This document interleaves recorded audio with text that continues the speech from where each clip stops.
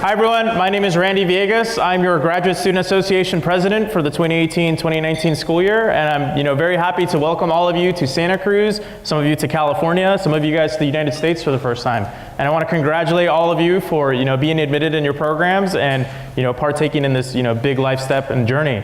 And so today's presentation is to orient you a little bit about some of the resources on campus, organizations on campus, and really all the resources that we can provide to help you succeed in your journey, whether you're pursuing a PhD, a master's, an MFA, or whatever have you, right? And so first, I'd like to welcome Vice Provost and Dean of Graduate Students, Lori Kletzer. So please give me a round of applause. Thank you, Randy, and welcome. It is a delight to welcome you all to Santa Cruz on behalf of the Graduate Division, on behalf of the faculty, and all the staff on campus. It is really wonderful to see you all here. As Randy said, whether you are from California or from the United States and now new to California, or whether you are just coming from another country to the United States and to California for graduate school, welcome. After months of planning, it is actually so exciting to see you all of you sitting in these chairs. The Graduate Division has been connected to you since the time you applied. You were a virtual existence for us for a fair amount of time, but now you're real and really a part of the community. And I'm going to use my few minutes to talk to you a little bit about the Graduate Division, pictured above me, and many of whom you will see at these, whether it was at brunch this morning or here or at the resource fair, you will see the team from the Graduate Division. But I also want to point out, I am the Vice Provost and Dean of the Graduate Division. I'm also a professor of economics, so it allows me to welcome you also, as I said, from the faculty. Your part of the educational experience here as graduate students really is what makes us a university. You expand and empower our teaching, you deeply strengthen us as a research community, you make us a vibrant community of scholars. Many of you will work in positions where you enrich our undergraduate teaching. You will add to our capacity to advise and mentor undergraduate students. And importantly, just in being on campus, you will be role models for our undergraduates as they think, or should be thinking, about their next educational steps. So you are enormously important to us. And there's always a great deal of excitement at this time of year to really welcome you as part of this community of scholars. Santa Cruz has a relatively small footprint as a graduate school. You are part of a new graduate student cohort of about 280 master's students, and I'm clumping together MS, MA, MFA, and about 260 doctoral students. All told, as fall quarter opens, we'll have about 1,880, that is 1,880 graduate students on campus. I've been affiliated with this campus for a long time. We'll just leave it at that. As a faculty member in the economics department, and I am the new grad dean. So I was away from campus for a while in another faculty administrative position. And so I just returned to campus in the role of graduate dean toward the end of the summer. And I want you to know how deeply committed I am, as well as together with, at every step of the way, the staff of the Graduate Division in your success. And we think of your success not just academically, not just in the classroom, but in the myriad of ways that we can support you as a full member of the Santa Cruz community. We are very dedicated to what you want to become. We hope very much in the Santa Cruz tradition that you will gain a set of skills here to really address global challenges and to go out and be leaders in your field, whether that's scholars, practitioners, activists, managers, whatever it is that you imagine for yourself here with this advanced training. We're here to support you as you make those dreams into something that is real and concrete. About the Graduate Division. Now, for all of you as graduate students, this is slightly hyperbole, but we are often on this campus the division that nobody thinks of, or rather, the division that people think of last. And that's because, maybe especially as graduate students, your attachment is to your department. So if you are in the economics department, you're in social sciences. If you are in literature and linguistics, you are in the humanities. So we often think about the disciplinary divisions, right? The divisions that are defined by discipline. Meanwhile, the mighty Graduate Studies division, right, represents graduate education at every spot on campus. We are here for all of you, no matter what your department and program and disciplinary division is. And so I want you to remember that while your intellectual home is your department or program, and some of you are in interdisciplinary programs that actually have faculty and students across departments, we all recognize where your intellectual home is.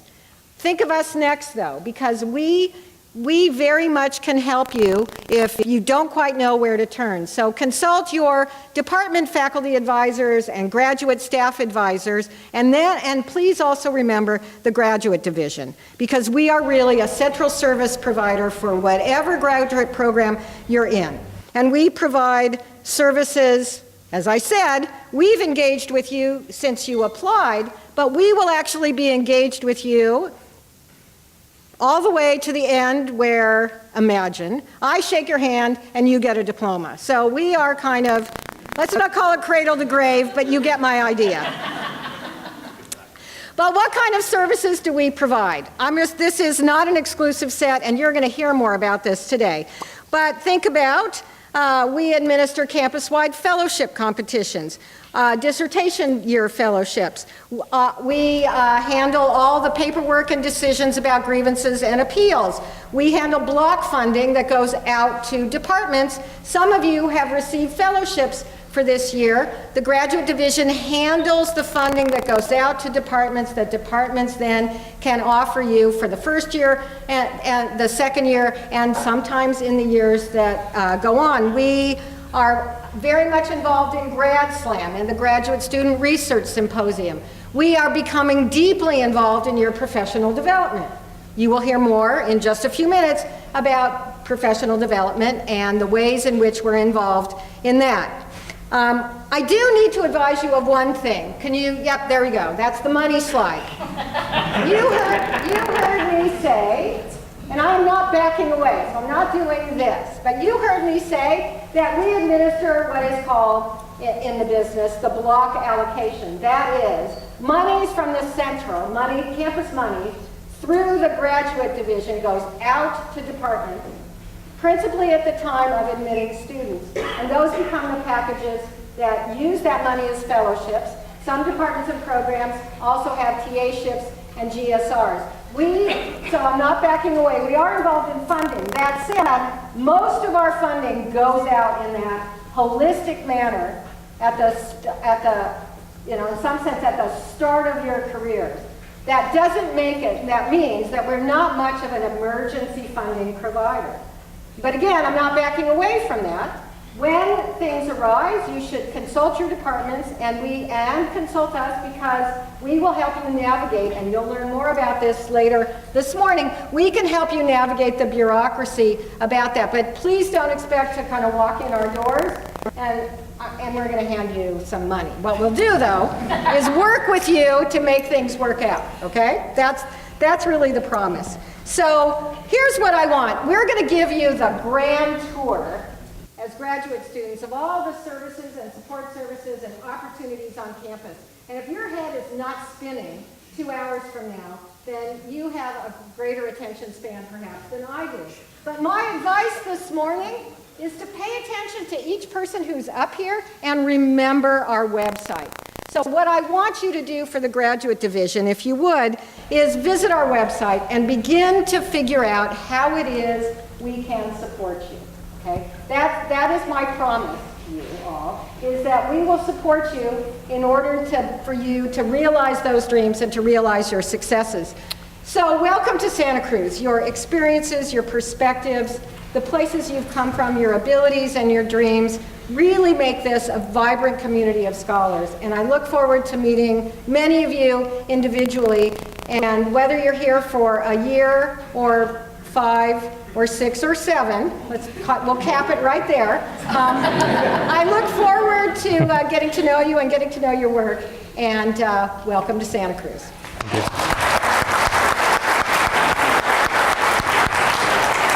Next up, I would like to welcome Chris West and Allison Sindorf-Williams from Graduate Student Business Services. Did you need the clicker? I don't know. Okay, well, hello, I'm Chris West. I'm from the Graduate Division. I'm the current students coordinator, guru, and bureaucracy figure-outer. So just a little bit, so our office, we do both academic records, so we're keeping track of leave of absences, status changes, making sure your paperwork is correct when you went on advance to candidacy or when you're ready to graduate. We also spend a lot of time administering fellowships and your TA and GSR fee credits. So that's always a topic of much interest. So I just want to tell you, I'm not going to tell you a whole lot about it. Your departments will usually be giving out your appointments, but I want to explain something about the bureaucracy. On this campus, there are three, count them, different offices that administer funding. And they are all separate offices, and they do not communicate with each other, and the systems are all different. So when you're getting a fellowship, or when you're getting your TA credits or so forth, you're going to have, that money goes through the financial aid module and then into your MyUCSC account, and you'll see that posted. So, and those funds apply to your bills, and then you get refunds. So that's one way. So then your second way is payroll. When you are appointed as a GSR or a TA or all the other miscellaneous things that you might get as a job, you're going to be in payroll. Well, that's in a separate system. You get to go to at your service. You're going to get a regular paycheck like you're used to, and if you sign up for direct deposit in your payroll, that does not carry over to your MyUCSC, and vice versa. And now there is one more way you can get paid, and that is through accounts payable. Accounts payable, usually that will be travel expenses, reimbursements. There's occasional miscellaneous fellowships that are dispersed that way. And again, a third system, you're going to have to sign up and get yourself an account and all that. So your department's going to help you with that. But those are the things you have to remember, that just because you did something in one place doesn't mean that the people in the other office know anything about that. So, okay, so one more other thing I want to say is about fee credits. If you're a TA, TA fee credits are what we call partial remission, and that means that they don't quite pay all of your fees. So they don't pay for non-resident tuition, and they don't pay up until recently, they have not paid campus fees.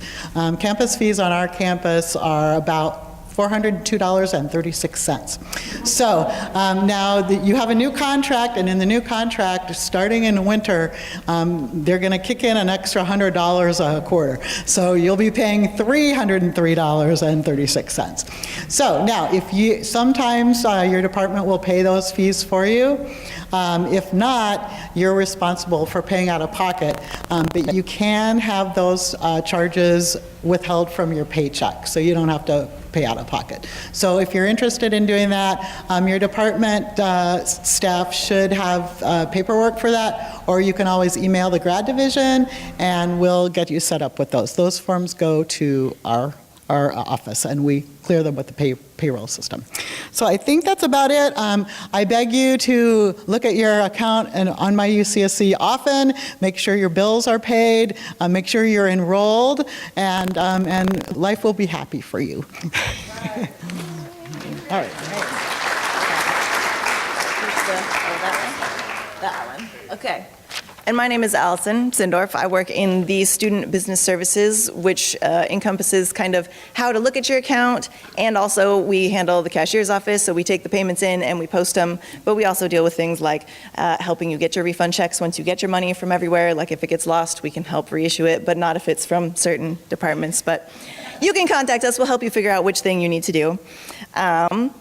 One of the main things Chris talked about, your UCSC experience doesn't have to include late fees and enrollment holds. Our main message is to check your My UCSC page each month for due charges. Even if you have a TA-ship, even if you have a remission, even if you have a stipend, you will still get a statement. It will have charges on it sometimes. Like if you go to the health center, not everything's always covered by your insurance. If you print outside and you're not using a department FOPL, it will go on your My UCSC page. You will get charges for it. So check your portal once a month because you will have something to look at, or else you will get a late fee. Any unpaid balance of $5 or more after the due date will get you a $22.50 late fee from us. There are other departments. If you have housing and your housing's late, they have a separate late fee. Registration, if for some reason that's late, there's another late fee. But the $22.50 comes from us on miscellaneous charges from the health center and printing and other things like that. Chris mentioned, sign up for direct deposit. It's the fastest way. We do it 3 times a week, Monday, Wednesday, and Friday. It goes straight to you. Otherwise, we cut checks once a week, and it takes a lot longer to get to you. There's a chance it could get lost. And there are 2 separate direct deposits that you need to sign up for. So we have... Actually, there's 3. Right. Because you can sign up for direct deposit in your payroll and Right, so there's the at your service, and then there's accounts payable. UCSC. Yeah, and then we want to make sure you update your mailing address. If we do send you a check for some reason, we want to make sure it goes to the mailing address on your UCSC account, so make sure that is updated, or else you won't get your payments in a timely manner. And our message is, check your portal once a month, because that's where everything is, and we send you messages and all sorts of fun stuff. Thank you. Next up, we have Sonia Newland to speak about professional development. Hi, everybody. Welcome. Good morning. We think you're all going to do amazing things here at UCSC and do us proud. So please get ready to do that for us and make us proud of you. We are here to help you become professionals in whichever direction you want to go. And that's what I'm all about, is trying to provide you the professional programming that you want. And so I'm welcoming you to give me advice and tell me what we're not doing that we should be doing in the way of professional development. I am selfishly interested in your professional development because I want you all to enter Grad Slam during your career and the Graduate Research Symposium. I want you to tell the outside world about the fabulous research that you're doing here at UCSC, and you will be able to have a platform for telling the world about that if you compete in Grad Slam and if you also do present your research at the Graduate Research Symposium. I know that's early for you to be thinking about that at this point in your career, just in coming in, but I would love you to attend these events this year and see what continuing graduate students who compete in those are doing and get ideas about how you might do that. And I would love, I think the next slide. Sure, I got it. Oh, no, never go back. Go back. Anyway, always go to our website, as the dean encouraged you to do, and you will learn about our events on that website, and you will learn about professional development workshops that we host throughout the year that you can take and sign up for. We've just started this fall quarter a cohort of professional development series. You take the entire quarter of workshops and put together a professional presentation at the end of that, and you create a website, and those are the kinds of things that we're doing for professional communication development. Anyhow, if you have questions, please give me an email and let me know what you'd like to see on the programming lineup to help you with your professional development, and consider coming to Grad Slam and entering Grad Research Symposium at some point in your professional development here at UCSC. Thanks. Great. Next, we have Nathan Westrup. Hey, good morning, everyone. It's great to see you in Santa Cruz. Welcome. Are there any entrepreneurs in the room? Any people who have founded, co-founded companies or have an idea? Come on, I got to see more hands than that. Come on. Okay, fantastic. Well, I'm the Senior Director of Development for the Center for Innovation and Entrepreneurial Development, as well as the Graduate Division. And I work closely with a team of 3. There's 3 of us. Sue Carter is our director.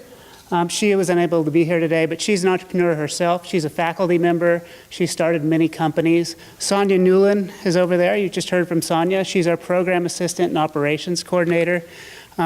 And for those of you who are interested in entrepreneurship, SEED provides the ecosystem to connect you with the different resources across campus and the community and beyond UC Santa Cruz and Silicon Valley, as well as outside in the United States, to alumni, entrepreneurs, alumni founders, and co-founders. Our goal is really kind of aligned around 3 themes. It's learning, creating, and connecting. On the learning side, we host a series of workshops and events. So for those of you who are interested, who have an idea, we run a pitch competition starting in November. So November 30th, we have Slug Tank. So it's an opportunity for you to kind of test your ideas. That rolls into a winter series where we have a series of workshops. We have funding from the NSF I-Corps program. So for those of you who are in the sciences and are pursuing PhDs and you really kind of want to get more in depth with the idea that you're exploring, that we run typically a week-long boot camp for that.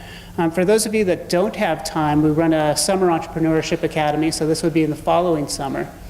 For those of you who are coders and enjoy kind of, hackathons, we run a hackathon in January. It's the largest hackathon on the Central Coast with over 550 students that participate. So throughout all of these activities, there's an opportunity for you to participate, but there's also an opportunity for you to get money to help kind of work on that idea and work to develop that idea. On the connection side of things, we work with you, on the early stage, and then if you develop that idea further and get further along, there's a series of accelerator programs in Santa Cruz, as well as Silicon Valley, as well as spaces on campus. So one of the spaces that SEED works with is called the Idea Hub. And the Idea Hub is for individuals who have ideas and potential opportunities that they want to explore around social and creative entrepreneurship. So you don't necessarily have to have that idea for, the next big tech company. It's Santa Cruz students in general are thinking about changing the world in many different ways. And the Idea Hub is another resource that we have that would allow you to explore that.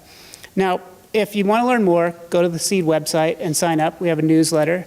We'll be tabling today, so you can come talk to me or Sonia or drop us a line or an email, and we'd love to help get you connected. For those of you who have ideas, welcome again. It's great to have you here. Thank you.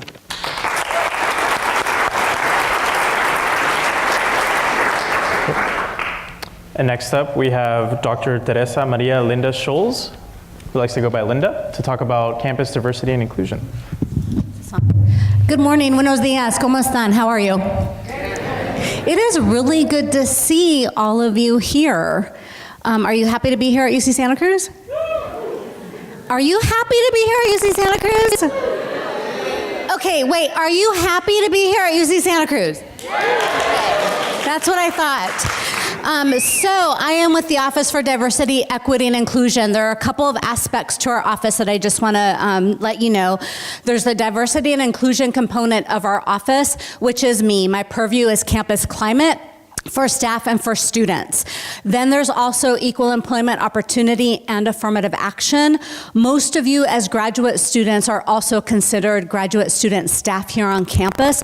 So equal employment opportunity policies actually apply to you as staff here on campus as well. So I just wanted to let you know that I've had some conversations with graduate students regarding equal employment opportunity. So in terms of professional development for graduate students, we have the Diversity and Inclusion Certificate Program that was open to graduate students a couple of years ago. Most of our participants are staff. We have few faculty, and over the past couple of years, we've had more graduate students join the program as well. There's an orientation, back up just so, but you have 2 years to complete the program. Some people complete it in 1 year. There's a required orientation. We have 6 required and classes and 2 elective courses. Examples of required classes are Power, Privilege, and Oppression, Class Matters. There's subject matter on race, the history of an idea. We have Gender 101, and then we also have members of the Title IX office talking about gender gender discrimination in the workplace. Those are just some examples. And then there's also a two-part seminar at the end. The first part of the seminar is the Associate Chancellor comes in, talks about overall demographics here on campus. The second part of the seminar is that participants actually start to present how they're using the subject matter that they're learning throughout all of the courses in the work that they do here on campus. I can talk to you more about that if you'd like to meet with me. We also have the ODEI co-funding program. So it's co-sponsorship with other entities here on campus. We will co-fund up to $500 contingent upon your proposals. You have to make sure that it's connected to diversity, equity, and inclusion here on campus. There's a proposal form that you can fill out online. And also graduate students and undergraduate students have come to talk to me about how they can really work on their proposals to ensure that the committee will provide them some funding. And it's open to all campus constituents. You're good. Okay, and then we also have the CAFTA Awards, the Chancellor's Achievement Awards for Diversity. We have categories for graduate students. So every year since I've been here, I've only been here for a year and a half. So the past year and a half, we've had graduate students who have received the awards. That's a great line also on your CVs as you're going out and applying for jobs when you're done here. Also the DICP program can provide you a really good line on your CV.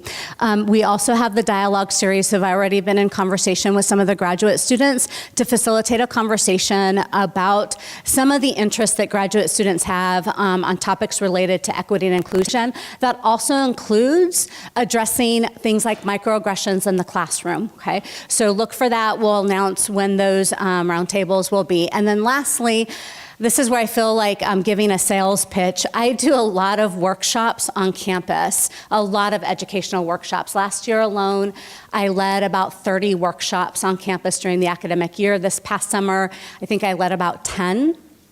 Those educational workshops, again, can be related to communicating across differences in the classroom.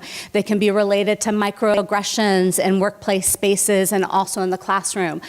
So approach me if you're interested in me coming to talk with any of your departments. I also do trainings. I really am very clear about the difference between a workshop and a training. A training would be more akin to understanding our hate bias response program and how to use that program versus an educational workshop about microaggressions. And then I also facilitate discussions across campus too. And then last, we do have a hate bias response program here on campus that is open to students, and it's open to students only. So sometimes there are incidents that happen here on campus that you're not quite sure exactly which office to go to. You can report it to reporthate.ucsc.edu. It's a triage program, and we'll be able to connect you to the proper offices on campus. Oftentimes, we are the proper office in terms of doing outreach and education to different areas here on campus. And I think I'm under 5 minutes. Good. Okay, thank you. Next, we have Kendra Doherty from CITL, the Center for Innovations in Teaching and Learning. It's a bottom arrow. Bottom arrow, awesome. Hi everyone, my name is Kendra Doherty. I am the Associate Director for Programs at the Center for Innovations in Teaching and Learning. I will refer to that as the CITL. You'll also hear that referred to on campus as the CITL. I was a graduate student here. I graduated from the literature department in 2016 and then was a lecturer on campus before being in this role. So I am especially excited to be able to support graduate student development in your teaching, and I am your resource for that. But before I tell you about what the CITL offers to graduate students, I want to tell you, engage with you about a recent study that sought to think about the relationship between teaching and research during a graduate student's career. So this study, which was published earlier this year, it aimed to find out more about the relationship between teaching and research, and more specifically about if students develop their teaching expertise, what impact does that have on their research outcomes? So my question for you is, what do you think the study found?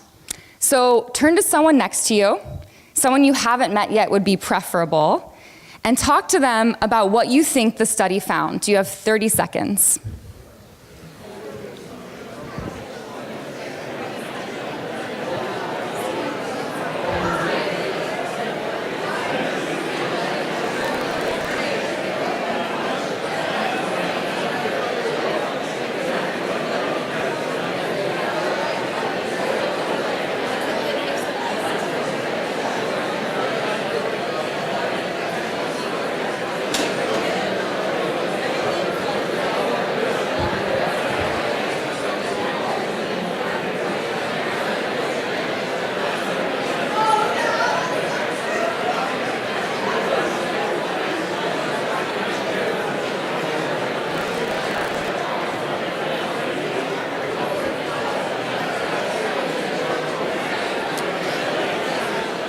Okay, go ahead and wrap up your conversation.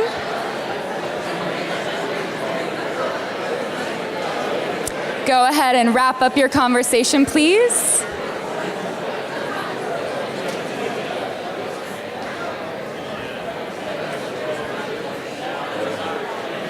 So, what did the study find? Thank you all for sharing your predictions. The study found that PhD students who invested time in learning evidence-based research practices experienced a positive outcome in their research development.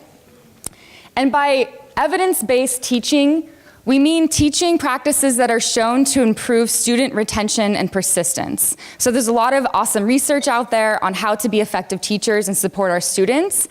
And the study actually found that the more we do that kind of research and understand that role in our teaching, we actually can do better with our own research. So the positive outcomes were based on ability to communicate research and also ability to actually do the research and produce the outcomes that you're expecting. And of course, you also are protected by a labor union to support the amount of hours you spend on your teaching. So what I want you to know is that CITL is here if you want to think about developing your teaching practice. One of our roles on campus is to support TA professional development, so your role as a teaching assistant, but we also provide general programs that can support your overall goals as an educator. And I specifically lead up the programs for graduate students, so please contact me anytime. You can reach me at citl.ucsc.edu.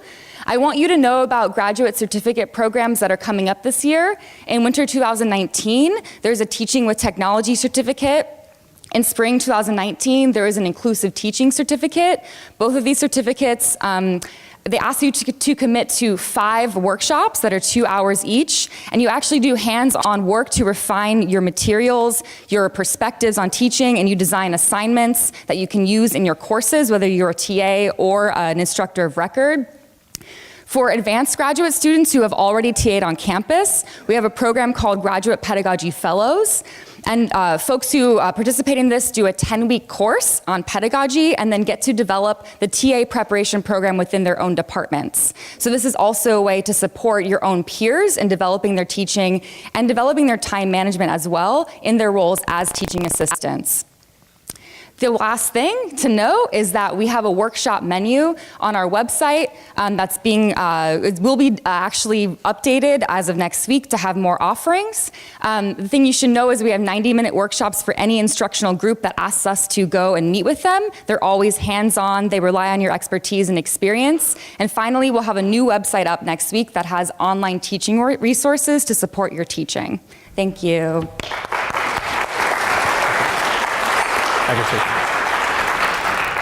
Next up, we have Rachel Deblinger to talk about PhD Plus. Great. It's the bottom here. Okay. Hi, everyone. My name is Rachel Deblinger. I'm here from the Humanities Institute. I'm the research program manager, and I'm working specifically on some grant funding that is focused on graduate student success. So, but today, I want to talk to you about our PhD Plus series because it is our primary program that's available to all graduate students, not only graduate students in the humanities division. PhD Plus is a monthly workshop series that's designed to kind of fill the gaps between traditional graduate training. So you're just starting your graduate adventures. You might have read some articles in the Atlantic or in the New York Times or in the Chronicle of Higher Education about how difficult it is to find a job when you're leaving graduate school, or if you're a humanities or social science or arts graduate school student, you might feel particularly oppressed entering this new adventure, feeling like, how am I ever going to find a job at the end? How am I going to use the training that I'm developing over these next however many years to go out into the world and find meaningful employment in whatever way that is meaningful for you? PhD Plus is one way that you can gain some additional skills and additional ways of thinking about your training and your work as a graduate student as you go out into your professional life beyond graduate school. So if you're interested, here's our calendar of events for this year, particularly if you were inspired by Kendra's moment of inclusivity and participation. You can join us in November. She's going to be talking about defining a values-driven pedagogy approach. So we encourage you to come. You can RSVP at thi.ucsc.edu/PhD+. Let me really quickly, for humanities and humanities-leaning arts and social sciences graduate students, we do have a range of other programs and initiatives that you can participate in. We have funding available for graduate students. Funding calls usually come up in the next month or so, and then there's another round in the spring. I want to just point your attention to our Public Fellows program. It's a new program from the Humanities Institute in the last 3 or 4 years. It's an opportunity to get funding to do internships or engagement at public institutions. So you can work at museums, at university presses, you can work at nonprofits or companies that are somehow affiliated with the skills and work that you're doing in your research, and we will provide you summer funding to go and work at those institutions and develop the experience that you would need to then go and build careers in those kinds of spheres. It's a really exciting program, and we'll have some more programming around that, so keep an eye out. Which is my final slide to kind of stay in touch with us. So if you are a humanities graduate student, it's likely that we have added you into our email already. If you're not, please go ahead and sign yourself up. You can see right up here, there's a sign-up page on our website. The bottom email list is really something that if you're someone who's interested in digital humanities or you're interested in the kinds of questions that are facing humanities graduate students, I send a more intimate, less formal email weekly to kind of think about and curate the vast amount of things that are circulating around these issues. So I encourage you to join us, and I look forward to meeting many of you in the next few years. Thanks. Next up, we have Annette Marines from our university library. Here you go. Do you want it on here? Oh, it's this bottom arrow.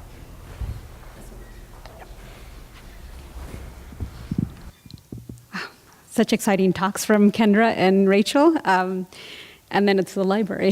I feel very introverted. My name is Annette Marinas. I'm a librarian in Research Support Services, and I'm very excited to talk to you about the library, and there is a lot, so I'll just preface it with that. But I'm excited to talk to you about the library and what we have to offer, and I'm just going to say very briefly a few things, and just as a list. And so I just want to let you know we have collections for text mining, methods and equipment for digital scholarship, archival collections on really phenomenal people and organizations. We have our finger on the pulse of open access publishing. I'd like to think of the library as where your curiosity converges with scholarship, new and old, new and emerging digital methodologies, rare and unique materials, and sound practices for organizing yourself and publishing and opening your work for sharing. So throughout the slides, you'll see contact information for research at library, and that's a place where you can email anytime, and we'll refer as needed. Did it go? Okay, so as I said, there's a lot, but today I'm only going to focus on 3 things, and those are access and discovery, or 3 easy ways that you might get started. So access and discovery, research support, and staying organized. Okay, so there are 3 important takeaways for access and ultimately discovery, and the very first one is to make sure that you can successfully and securely log into access. So for on campus, that's the Wi-Fi for EduRoam, and then off campus, it's the virtual private network. So get those on your system and understand how to use them, because they affect your connectivity throughout your research process. I'm surprised how many people drop off and then, years later they're like, yeah, I never really figured it out. So don't do that. Make sure to activate your library card. That's your student ID. Even if you don't step foot in the library, obviously you need it for checking out books, but it's also a way to request materials from other campuses. So that could be journal articles that we don't subscribe to. So it's very handy, and they come to you in PDF form, rather quickly. And then there are some links on this page, so hopefully you can refer back to this as needed. And these are for getting started. We have a new library search system that we're very excited about. It searches more than just books. And some of you may come from institutions that already have this sort of discovery system, but it offers a lot more than the traditional catalog. You can also browse our large list of article databases. I think there's like 400 listings in there. Or you can use our research guides to hone in specifically on databases in your discipline. What we don't own, you can request from another campus, or you can request to purchase things also. This is sort of where it gets bigger. We have a great deal of research support for you as graduate students. One of the ways that you can use us is for assistance in navigating searches. Those may include comprehensive literature reviews, accessing primary documents, whether it's going to be the physical kind of material objects or digital primary sources. We're available for assisting with purchasing, or if you just want to figure out how we borrow things. You can consult with us on assignments, class visits, information literacy, so that's about educating students how to, with assessing and citing information appropriately, and then open access textbooks. So this is different and complementary to what Kendra does and CITL. Often the way we support is with integrating the collections we pay for use in assignments. And they provide very fruitful experiences to students as well. And I think, again, think about what Kendra said in terms of getting the most out of your experience, or at least that was my takeaway. Okay, so we also consult digital scholarship methods, and so on. We have a Digital Scholarship Commons Center, and also on open access author rights and publishing. The one thing that I want to highlight is staying organized, and as you collect information, it can become unwieldy, so we want to make sure that you can manage what you collect. We're hosting First Fridays at the Graduate Student Commons to learn about using Zotero. It's all year round, so please come and visit us to get started. And then lastly, I want to show you a couple of opportunities, so they'll be on these slides, for graduate fellowships in the library. So CART and digital one, and they're also open to all students.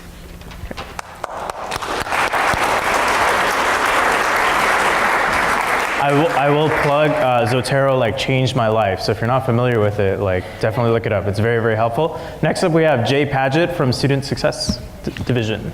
Hi, everybody. I just want to acknowledge that this is really important, and I'm glad we have the orientation, but it's hard to sit through 3 hours of presentations. It's like a fire hose of information, and I know that's hard, so I wish you energy and focus as you listen to us. I'm Jay Paget, Vice Provost for Student Success. Next slide, please. The Student Success Division is there to support students. It has a dual mission.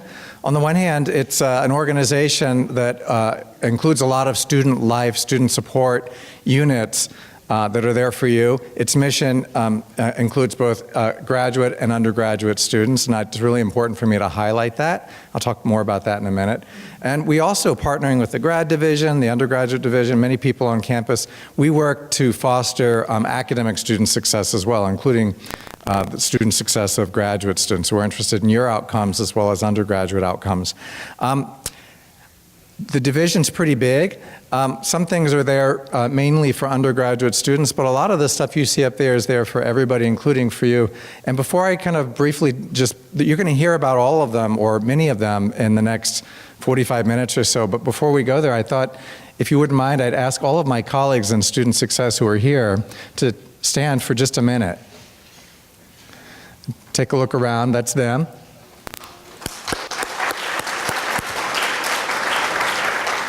I appreciate you all being here today. It's an amazing group of people who are really so dedicated to the success of students. And if you look at the divisional chart there, I'll just highlight a few of the things that you'll hear more about, but that are really there and relevant for grad students. The Career Center is there for you. Up at the upper right-hand side of this chart, I think you see the Student Success Evaluation and Research Center. We call it the CERC. Its mission is to foster research, and it has other missions too, but foster research related to student success. If you're interested in that, you can get on their mailing list. They have brown bags. We have GSR ships for grad students who really want to get involved and do that kind of thing. It's great professional development in case you're interested. On the left side, you see Student Health Services. All of that is there for you as well as for undergraduate students, and you're going to hear more about that in detail in what comes. Under Student Development and Engagement, the Dean of Students Office, there's KZSE, the radio station, that's cool. I want to call out Slug Support especially, which is, it's a kind of case management crisis take-in center for our students. It's there for students who may be experiencing crises that could be barriers to their success. It could be anything from housing or food insecurity to family emergency, anything. If they can't help you directly, they can help refer you to where you need to go. So I really want to call that out, help you remember that. Under Student Achievement and Equity Innovation, there's all of the resource centers. You're going to hear about those today. There to help create community for students. The Disability Resource Center, I know Rick Gubash is here to talk about that today. And maybe I can stop with that. Next slide, please. Since you're going to hear about those things in more detail, I just wanted to say a few things about the philosophy of the work we do. There are what I consider to be three philosophical underpinnings of what we do. The first one is educational equity, and you see what we mean by that.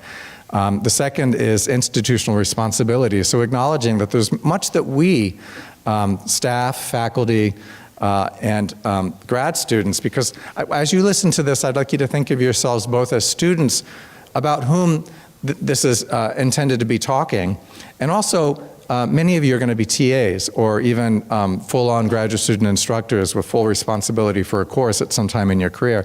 And I'd like you to think about this also in your role as potential instructors. So educational equity, institutional responsibility, what can we do to meet that goal instead of thinking of everything as the student's problem. There are many things that we can do as instructors, as student success staff that we know improves the success of our students. And finally, acknowledging the whole student, which is that really recognizing that what happens in your classrooms, in your advising relationships with your mentors, and what happens outside of the academic setting have a lot to do with each other. Thank you. This is, when we say the whole student, this is a kind of definition that we keep on our website basically of student success. And so I won't go through it. I'll just let you sort of ponder it for a second and see what we mean by understanding student success holistically. Next slide. So how can you help?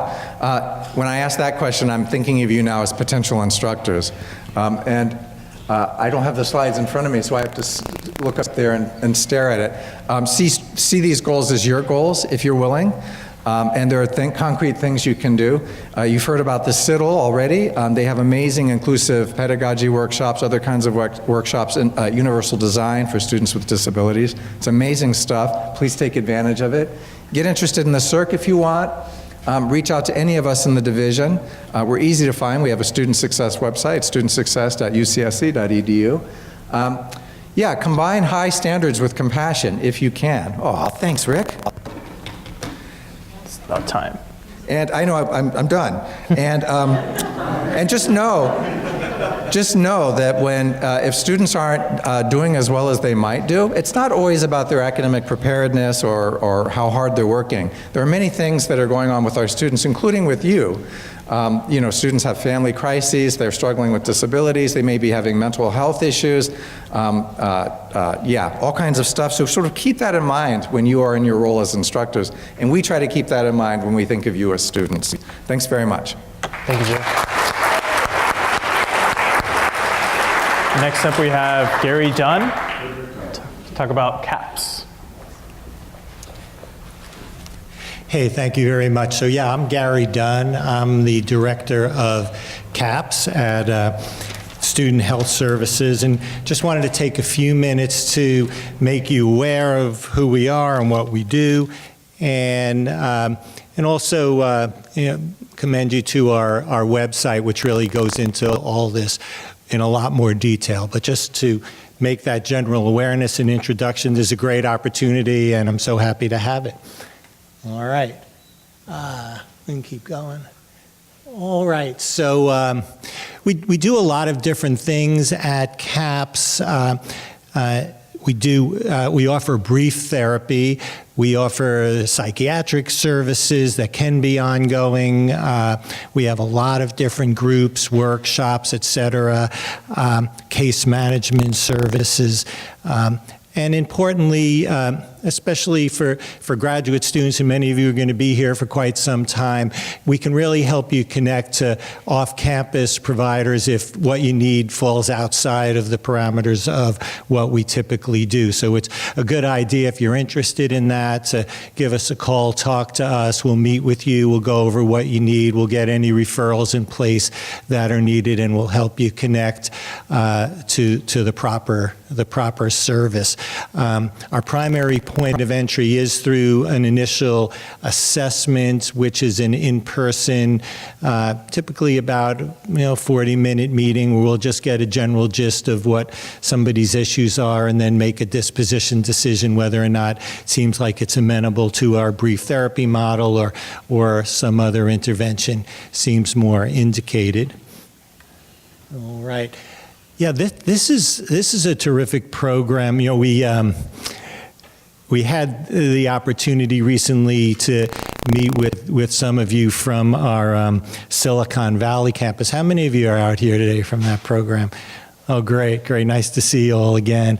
And you seem to really, strike a chord, this idea that, if you're having, just some sort of normal responses to being on campus, to the pressures of life here, that this WellTrack is a program that's free. We purchase it for staff, students, faculty, and you can go on this site. You can do a little assessment work, and then they'll kind of plug you into various ways to address sort of, standard anxiety and depression symptoms that many of us feel.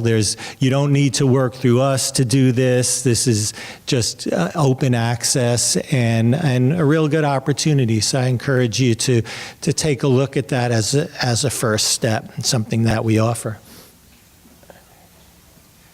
All right, we do some things that are specifically focused on graduate students. We have a graduate women's group that's been, running for many years. One of our senior psychologists, Audrey Kim, runs that program. And actually, there's a couple of openings going into the fall quarter. So if that's an interest of yours, it's kind of an ongoing process group that the students really seem to benefit a lot from. We also, we have a program throughout campus called Let's Talk, which is kind of an interesting situation where you can just come in and without an appointment, without any documentation, just to chat with somebody on our staff. And we have these throughout campus, and one of the places we have them is the Graduate Student Commons. And actually our first Let's Talk is tomorrow at 1 o'clock. And so every Thursday between 1 and 3, one of our staff will be there, and again, you can just drop in. It could be, you're having a bad day, you want to talk to somebody, you got something on your mind, or you want to find out more about CAPS services, and that might be an entree into some other services that we offer. So real good opportunity there. Well, yeah, so some other groups and workshops. Last year we started something called an anxiety toolbox. We find that so many of our students do do struggle with anxiety. And so we set up a 3-session program. So each week it meets for 1 hour for 3 consecutive weeks, and just going over some basic skills on anxiety reduction, mindfulness, relaxation training, that kind of thing. And students are really taking to it as a way to really get to some symptom relief there. So then they start throughout the quarter. So even if it's later on, some of our groups, start up early in the quarter and then they fill up. But we set these up so that they're kind of rotating, and even like week 7, you could just be starting session 1 for that. So let us know if you're interested in that. We also have another one called Mindful Living, which is set up similarly. This year we're starting a couple of new things. One is a 2-session group on finding focus. Another one is on social anxiety. So again, trying to be responsive to the issues that we're seeing day to day in counseling and psychological services. And That's it. is that it? Yep. Okay. Thank you. So then I can introduce Diane Lamott. All right, well, thank you very much.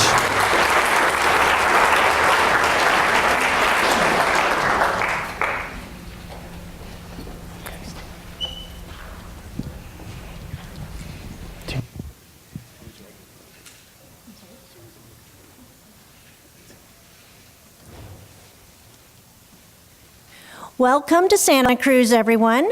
My name is Diane Lamott, and I'm a pharmacist, and I'm a manager for many years at the Student Health Center, and I supervise not only ancillary services, but insurance and billing. I'm going to be out at the tabling, so especially for you international students who might have lots of questions about insurance, I'll be there to help you out. This is a picture of our Student Health Center. We're right across from colleges 9 and 10, and we're open weekdays. So just weekdays, 9 to 5. So you can find us there. And here are our services. And so you'll see that you can go to doctors, and we've got extenders like physician assistants and nurse practitioners, but you'll see we've got lots of services. We are a big, full-function clinic. And all of you who have UC SHIP, and that's most grad students, you need to get all your care at the Student Health Center. So we're the gatekeeper. If you need alternate care, then we'll give you a referral to see somebody else, but you can come and see our clinicians. You can also come to all of our ancillary services like x-ray and lab and pharmacy and optometry. We've got, of course, CAPS, like Gary mentioned, so counseling and psychological services. You can see counselors there and psychiatry there as well. And you can see that there's some other circles there. So SHOP is our student health outreach and promotion, doing a lot on alcohol and other drugs, sexual health, all sorts of wellness. Kelsey will be talking to you about our care, sexual assault response and prevention. And you'll see that we've got dental here in a box. Dental's not part of the Student Health Center, and it's not at our location, but we've arranged for it to be on campus, and it's over in front of Opers. So your UC SHIP covers all of those medical things to include vision and dental. You will not get a card, you will download the app. So you've got medical, you've got mental health, you've got pharmacy, you've got vision, you've got dental. You're gonna need your ID number, and that's all part of our app. I've got information about that when we talk about it too. And for those of you at Silicon Valley, this could be really useful. We have Anthem, an Anthem PPO as our medical care, and any of you after hours, or maybe if you're out of the way, like in Silicon Valley, you can use Live Health Online. So instead of going to an urgent care, you can get online care, and they even have online counselors and online psychiatry. So that's a good option for some of you with UC SHIP when you're not local. In general, here's what your UC SHIP covers. So try to get all of your care at the Student Health Center. You won't be paying extra. There'll be co-pays and co-insurance for a few things, but start there. If it is after hours, you can certainly always go to urgent care or an ER if it's really life-threatening. You can see that ER costs a lot more than a visit to the urgent care. So if it's not life-threatening and you think you can go to an urgent care, start there. Anthem is the biggest provider in the United States and in California and in this county. So in general, most of the places take Anthem Blue Cross, so you'll seldom have to deal with an out-of-network claim. And I wanted to mention about the requirement for tuberculosis screening and vaccinations. All incoming students have to submit their information on their vaccinations. There's some vaccinations that you have to have, and you would have to have that theoretically before you arrive here. We know some of you couldn't manage that, and so we can help you out. There are going to be registration holds for the next quarter if you do not have all of these requirements met, to include answering some tuberculosis screening questions. So again, I can talk to you about that out at the tabling. But all incoming students, and that means you, so this is important, even the grad students. All right. Great, thank you. Thank you. Next up, we have Rick Gubash from the Disability Resource Center. Let's see, I guess it's afternoon. Good afternoon, everyone. Again, I'm Rick Gubash. I'm the director of the Disability Resource Center, and I want to welcome you all to campus, especially your folks from Silicon Valley. Glad you're here. DRC is located in Hahn Student Services. We serve graduates and undergraduate students. It's really important for you to know that there are services for graduate students too.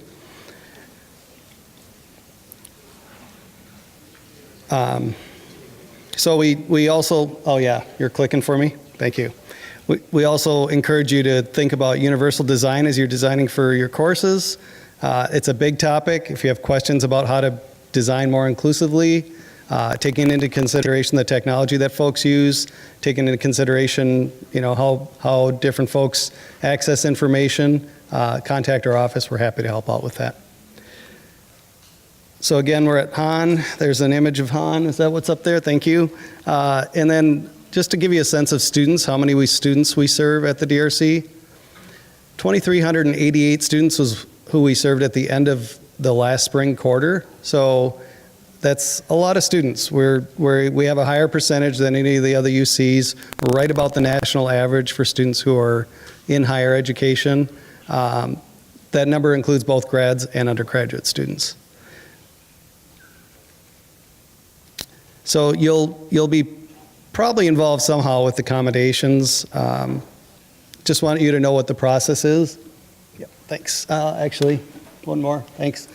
So the process for students is they need to meet with the service coordinator.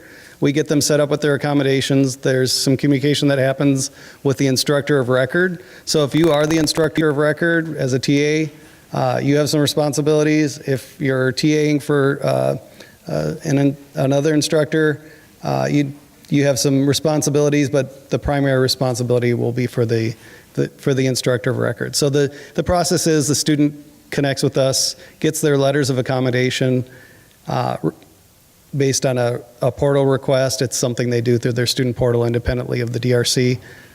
Student notifies faculty members. Instructor of record works with the department managers. And sometimes TAs are the proctors, so it just depends a little bit on what division you're in. If you're in PB-Sci, the Physical and Biological Sciences division, they have instructional support for exams. If you're in School of Engineering, they have instructional support for exams.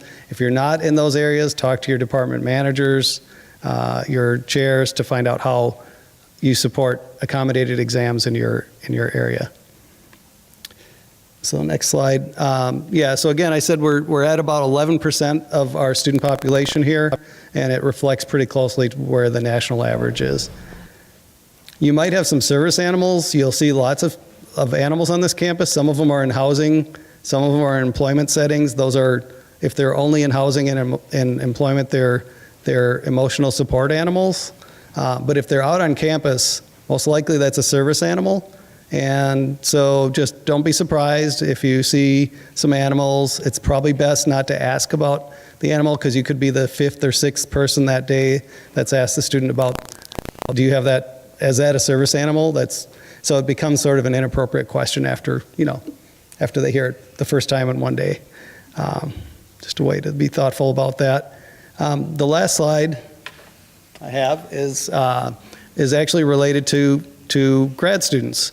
Amanda Quirk is our grad student assistant who's doing some community building for grad students with disabilities. So just want you to know her contact information's here, the instruction or the guidance about what she's going to be facilitating is on the slide. But you have access to these slides, so you have access to her email. I encourage you, if you're experiencing a disability and you want to talk to other grad students, what that experience is like, it can be very challenging. You're in a small cohort. You have people who are going to be writing letters of recommendations to you. There's a lot of anxiety about talking about disability and access within your department. So I have 30 seconds left. This isn't a great forum for questions, but I will be tabling a little bit later, maybe just a little bit after the start of the tabling. I'll get out there. Welcome to campus and excited you're here. Thanks. Next up, we have Barbara Silverthorne to talk about our Career Center here on campus. Hello, I'm Barbara Silverthorne. I'm the Career Center Director. The Career Center is located over in the Quarry Plaza on the 3rd floor of the Bay Tree building where the books are. This may seem early to be talking about careers on the first day or in orientation, but the truth is we're here from the very beginning of for both you and the undergraduates to help you in many ways explore possibilities for connecting your educational experience to what you're going to do in your life in the future.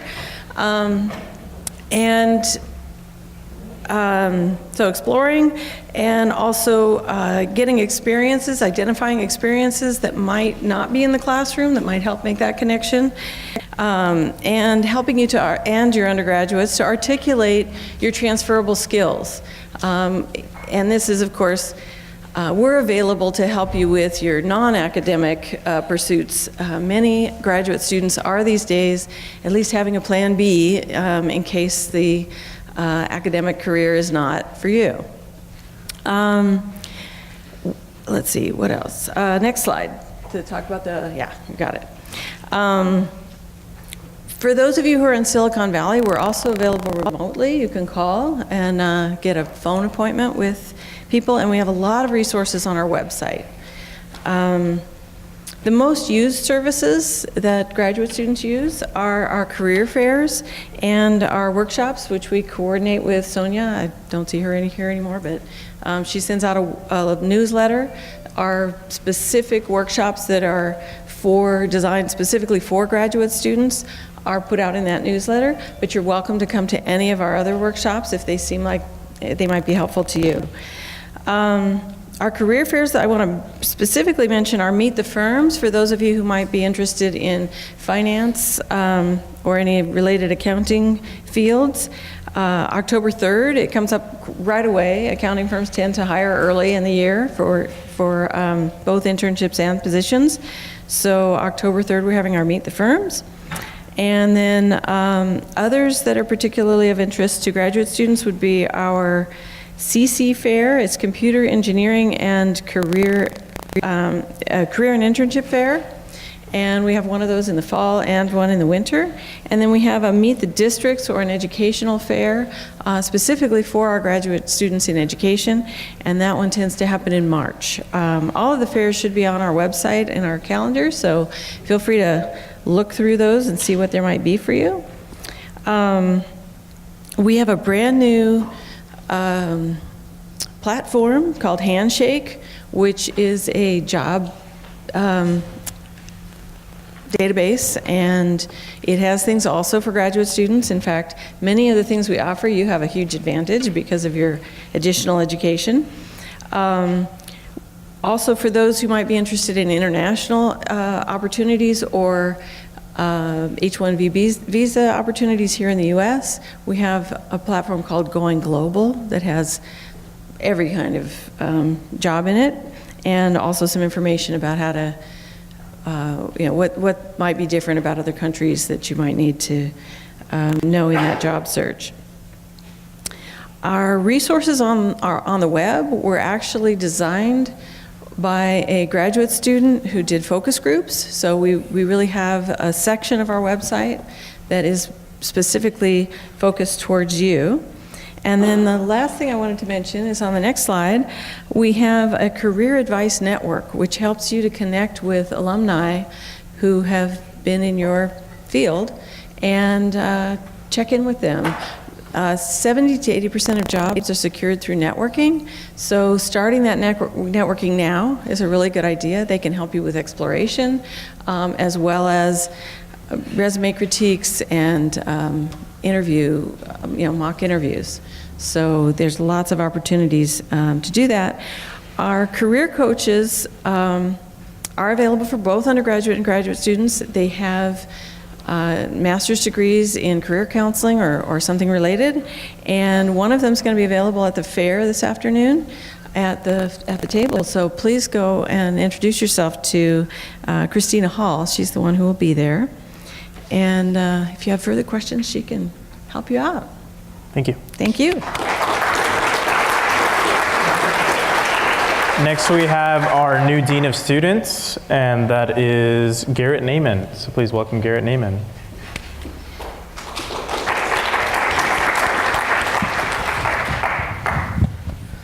Good afternoon. I'm really happy to be here. I wanted to say hi and share with you. I'm Garrett Naiman. I'm the new Dean of Students, and like you, I'm new to campus. So it's great to be in the room with a bunch of people that are still getting lost in the redwoods, like myself. I find that it's really difficult to learn your way around here, but I also find that when I stop people and ask for directions, they always stop and they always help. So utilize the people that have been walking around here for longer than us. I'm also really happy to be in this room with graduate students specifically. I think sometimes when we hear Dean of Students or we see the office Dean of Students, there's this parenthetical undergraduate that we place in it, and we shouldn't. I am the Dean of all students. That means that my job is to support students that came in here as first-year frosh who transferred in and graduate students. And I have a particular connection, I think, to graduate students. I was a graduate student as recent as 2 years ago. And for those of you who may be working and in grad school, that was my situation while I was doing my doctoral work.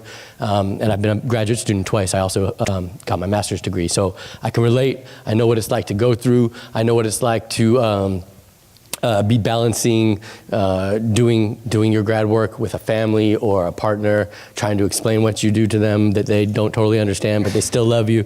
So I get it. And so I just want you to know I see you. And I'm here to support all of you and would really love if you would reach out and utilize the services that I'm going to talk about right now. So just briefly, because you're going to hear from another one of our staff team members about, very specifically about slug support, which would be really useful to many of you as you're navigating graduate school. But we do a lot of things. We're about wellness, we're about advocacy, volunteerism, supporting all of you. We have intersections to the Career Center with career development, and we support leadership. And all of you as grad students are in some sense role models and leaders on campus. Next slide. So this is sort of the portfolio of all the things that we do. It's a lot. So we have the Dean of Students office, which is located in Hahn Student Services, and that's where I am, and that's where a lot of our staff that support you are. And in there is also Community Standards, which has its own slide, so I'll talk about that in a second. We also have the Corey Amphitheater that is part of our teamwork. We have the KZSC 88.1 radio station, student advising, which includes the Student Volunteer Center if you want to get involved that way, the Student Union Assembly, the University Interfaith Council and student groups, and the Global Food Initiative. All of these things are either avenues for you to be involved on campus outside of the classroom so that you have this richer tapestry of experiences, although I know that school itself is going to be the focus of most of your attention. And they're just, some of these are just real gems on this campus that makes me proud to have come here to work and would make me proud if I was a student to be here. The Corey Amphitheater, for example, you may have already gone to an orientation or a training there. It's one of the most beautiful places on any UC campus. And I think in the years to come, it's going to be a place where students continue to gather and see, lectures and arts and music and things like that. Our radio stations support local radio. If nothing else, turn it on while you're studying and listen. We have some great programmers on there that do news and music and some talk formats. And then in our office, we really want to hear from grad students. We want to know how you're doing. You can email me. My contact information will be at the end of the presentation. Email me and tell me, hey, I'm struggling, where do I go? And we'll get you there. Or email me and tell, because you don't know who else to turn to tell about a triumph. Something, victory you had. I'd love to hear about that too. Come in, talk. We're here to support you in all of the spaces that you might be on campus or off if you're commuting and you're at the other campus. I have been here, I think this is, I don't know, I lost count, but I think this is like day 18 on the job. And here's what I know. The folks that work in the Dean of Students office are some of the most staunch advocates of students on this campus. They are utterly dedicated to making sure that you all are really successful and that you're enjoying your time while you're here. I also want to mention that in addition to being the Dean of Students, my whole unit, I'm the Associate Vice Chancellor of what's called Student Development and Engagement. And that also includes a unit, an organization called SOMECA, which is the hub for all student organizations on campus. So if you're looking to get involved in different organizations outside of the classroom, you're gonna meet with advisors over there who will get you situated in different clubs, and you'll be able to connect with students that might be doing things that interest you outside of the classroom. And again, they are a great group of staff and students over there that are there to support you. Next slide. Just briefly about conduct, that's also in our office. I'm out of time, but what I'll say about this is that we see ourselves as largely educational and not punitive. Our scope is for students that live off campus, and so if you ever find yourself in a situation where you're needing to talk to Jose Sanchez, who's our Assistant Dean of Conduct, you'll find a friendly neighborhood conduct officer who wants to work with you around educational and restorative practices. Next slide. Okay, that's my time. Erica's up next. You're going to really like her. Give her a large round of applause, and thanks for your time. I hope to see you all. Also, quick note for those of you guys that are sitting on the stairs, we do have open seats available here near the front. I see a lot of empty seats, so if you'd like to get a chair and make yourself more comfortable, please feel free to. Hi, welcome to UCSC and to campus. My name is Erica Pappas, and I am a SLUG support manager with the Dean of Students office. I am a non-clinical case manager. There's two of us in the office. Mariah Lyons is also a SLUG support manager. She is on leave for this fall quarter, so I am in the office. And I want to let you know that we are available to all of you in the office, and I'm going to talk a little bit about the services that we offer. But if there is any takeaway that I would like you to walk away from here today knowing and hearing is that at SLUG Support, we're here for all of you when life happens, and that looks a lot of different ways.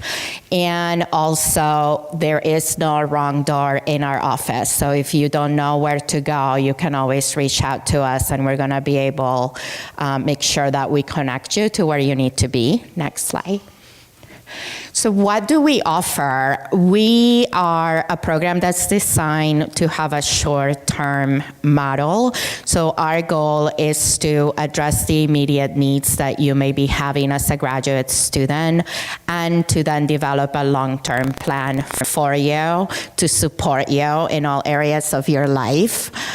We really deal with basic needs, health concerns, mental health concerns. We deal with all aspects of food insecurity, housing insecurity or instability, co-payments for medical appointments or medical costs, for dental costs, for counseling off campus if our counseling center needs to connect you to a provider in the community for long-term counseling or psychiatry. We do provide emergency housing. It is really short-term. It's about 5 nights. That is designed, though, to be able to house you in a place that's safe, while I would work with you in securing a stable housing that is also safe. There are 3 primary things for which I want you to know you never, ever need to wait for an appointment with me. If you are experiencing food insecurity, if you do not have a stable housing that is safe or adequate, if you are experiencing any safety concerns, you're in an environment where you are feeling uncomfortable or something is going on, I am available Monday through Friday from 9 a.m. to 5 p.m. for crisis hours. And so those 3 things are considered an emergency, and I will see you the same day. So you don't need to wait for an appointment. You don't need to wait for me to respond to an email. You can just come into the office. We're at Hannah Student Services, Suite 245. And you can go ahead and meet with me. We do a lot of advocacy and referrals to on and off campus resources, and our hardship fund is the primary way in which we help graduate students as well as undergraduate students for their co-payments and deal with any life emergencies that may be happening. And so that is all. Next slide. That's all I have to say about SLUC support, but I do want you to know that you can reach out anytime. On the this slide is our contact information, and basically for anything related to contacting Garrett or contacting SLUC support, you can email the Dean of the Students email address. And for conduct, for Jose Sanchez, for conduct and community standards, you can email the conduct email address. Thank you so much for listening and for your time, and I'm really looking forward to being there to support you in every area that I can. Next up, we have Kelsey Farrell from CARE.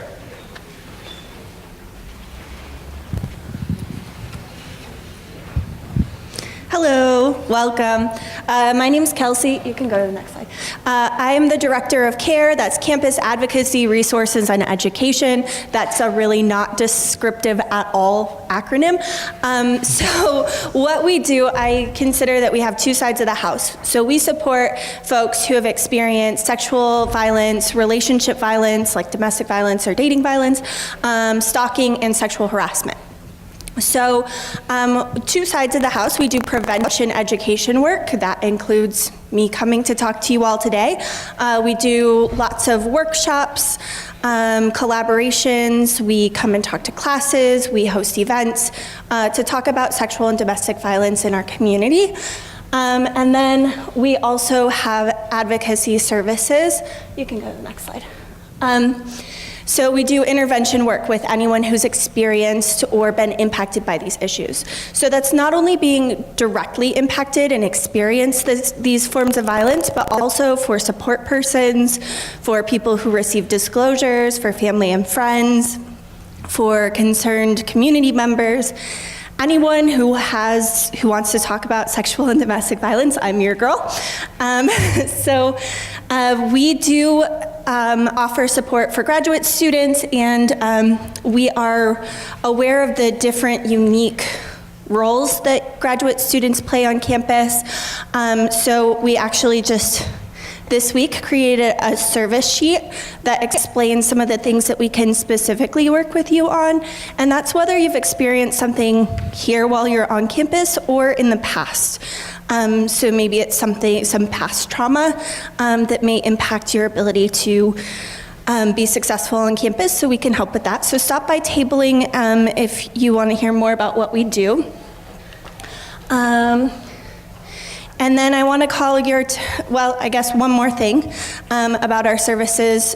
So TAs, research assistants, you're all responsible employees, and TAs receive disclosures a lot. When working with undergrad students, undergrad student might be struggling with something, and they reach out to their TA in an email and say, this is what happened to me, and that can be really overwhelming. So we also offer support to you for responding to disclosures, and we have these handy little guides with best practices, so those will be available at tabling too. Okay, now next slide. Opportunities to get involved. So you can reach out to us just at our regular website or email if you want to work with us on a workshop. We also have a couple of opportunities coming up. We do an ambassador training. It's an intensive 8-hour course on sexual and domestic violence, including bystander intervention and rape culture. The purpose of this is that you are empowered and knowledgeable to go back into your communities and talk about these issues that are really pervasive. We have lots of examples in the media just this week. And so those things come up in conversation, so we better prepare you to be able to be an advocate to end violence on campus. So our training is coming up the 19th and 20th, and you can sign up for that for more information at tabling. And then one more thing. We're also collaborating on a conference that's happening on October 6th. It's called Transforming Together, and it's put on by the Commission on the Prevention of Violence Against Women in Santa Cruz. It's a free conference, and it's meant for the community. I'm going to be keynoting there, so come by and see me. I have flyers and more information about that at tabling as well. And that's pretty much us. So we're located in Kresge, and we have drop-in hours as well as appointments available 9 a.m. to 5 p.m. Monday through Friday. We also have referrals for off-campus services for outside of business hours. And we do have, it's a confidential space, but there are undergrads who might be coming and going from our office. So if that is a barrier to you receiving services, just let us know, and we're happy to meet you somewhere else of your choosing that might be more comfortable either on or off campus. Okay, thank you.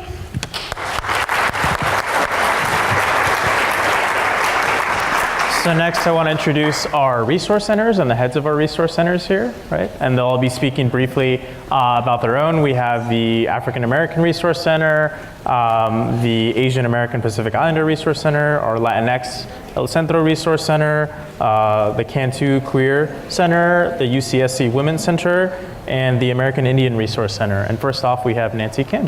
Thank you. Okay, good afternoon. I think you need a little energy, so I know you've been sitting for a while, so I'm gonna ask you if you're able to take a stand and just stretch a little bit. Don't leave though, but stretch, get some blood flowing.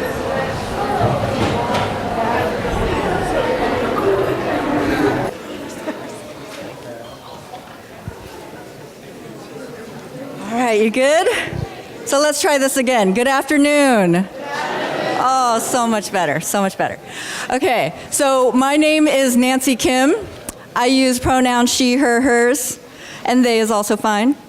I have a couple of hats on today. I'm the managing director of the resource centers. I'm also the director of the Asian American Pacific Islander Resource Center, and also the interim director of the Women's Center. So I'm a little busy, but I'm fine. I'm fine. We have other staff here who are going to talk about the other centers and other programs. But let me just get a sense of, for those of you in the room, how many of you went to an undergraduate institution that had a resource center, like a cultural center, or women's center, something like that? Okay, great. All right, so a lot of you are familiar with the type of work that these centers provide. Back up, please. Okay, so location. The 4 ethnic resource centers, the African American, American Indian, El Centro, and Asian American Pacific Islander resource centers are located on the 3rd floor of the Bay Tree building, the bookstore building. We actually have an open house coming up next Wednesday from 11 to 2. We encourage you to come on by and stop by. We often have really good food, so that's good. The Women's Center is located at the Cardiff House, located on the base of campus in where TAPS kind of area is. And the Lionel Cantu Queer Center is located behind Merrill and Crown. So the other directors are going to talk a little bit about that, but about their specific programs and centers, but I wanted to give you a little bit of overview. Okay, so these are some examples of past programs that are specific for graduate students. All of our programs are open to everybody, but we started having employees, graduate student employees, working on programs specifically, and so they've been working together, and the flyer on the left side was a series that they planned together about ergonomics, about just writing, and creating a planetarium. Like a lot of de-stress kind of wellness programs. And actually this year we received a grant from the Healthy Campus Network for diversity and wellness programs, so you'll be seeing more of that. And then now I'm putting on my API, Asian American Pacific Islander Resource Center hat on, and the 2 flyers on the left are 2 examples of 2 programs that we did as well. So look for these types of programs and also give us suggestions of what you want to see as well. I was going to read to you our mission statement and our vision statement, all that stuff, but basically, here's the deal. We're here to support your intersecting identities, your backgrounds, to support you in your success academically and as a person, so that you graduate and finish being key, with a sense of commitment and a sense of belonging to UCSC. And to be real, graduate school is going to be rough. I'm just going to be real with you. It's going to be rough, and it's going to be a tendency to just stay within your division or your department and just focus on your research. But we're human beings, and community is really important to feel connected with other human beings, and to feel connected with this community, with this campus and institution. So we really encourage you to get out of your department occasionally, connect with folks who share similar experiences in other departments with the resource centers, and the resource centers are a way of doing that. And we'll have tables and information at the resource fair later this afternoon. Next slide. Okay, for the Asian American Pacific Islander Resource Center, we have a community welcome, acknowledging the diversity within our communities, and that is on October 25th. Our keynote speaker is UCSC alum Teresa Siogotanu, who is an award-winning spoken word artist. She will also be doing a writing workshop the following day, and this is a co-sponsorship with the Women's Center and now the Cantu Queer Center as well, because she identifies as a queer Samoan woman. So I'm going to hand that off, and I won't go into the big spiel of like all the different things that the resource centers, that APERC does. You can come by the table and find out more. Thank you. Okay, so I'm handing it off to Shantae Thomas. Yep. Thank you. Hey, y'all. Hey y'all, I think it's still morning, so good morning. Once again, my name is Shantae Thomas. I'm the director for the African American Resource and Cultural Center. I use she, her pronouns. Yeah, grad school is hard. I am currently preparing for qualifying exams, and I am exhausted, so I feel all of that, and specifically, we do serve all students. They are inclusive spaces, but all of the resource centers have targeted constituencies. So my targeted constituency is serving folks within the African diaspora. So that's Afro-Latinx, that's African American, that's Black, that's Caribbean, and that's really looking at the reality of where we are specifically in higher education and knowing that our numbers, I'll say they're dismal, but we are here definitely to make sure again that you are supported and that you are feeling like this is a place for you and to build community and to persist and not just survive but thrive. That is a large part of the role that I serve here on campus. We have several, I knew that was going to happen. We have several upcoming events that are targeting, again, graduate students. I have the luxury of working with a 6-year PhD candidate and really trying to be intentional about the ways that we are looking to support graduate students. They are listed there. I will be at the table, so if you have more specific questions, please let me know. There are instances where, again, as graduate students, you may not feel like some of the spaces are really catered towards you. You'll see, maybe for those of you that are TAing, you'll see some of your undergraduate students. I have a lot of instances where folks just come in my office and chat and really try to unpack some things that happen. And that is a way that you can engage as well. Again, to make sure that you're going through the processes of being in academia, because the struggle is real, and I feel that. Most of these events I will definitely be at because I need that as well. I need some wellness in my life. I need some tea and study, and I need some study nights and all the things. So I will be at the table, and a large part, again, of the work that we do is comparable. Again, we're here to support you, so please feel free to just come and chat with us. Again, the ARC is located specifically in the Bay Tree Building on the 3rd floor, next to the Career Center. Thanks so much, y'all.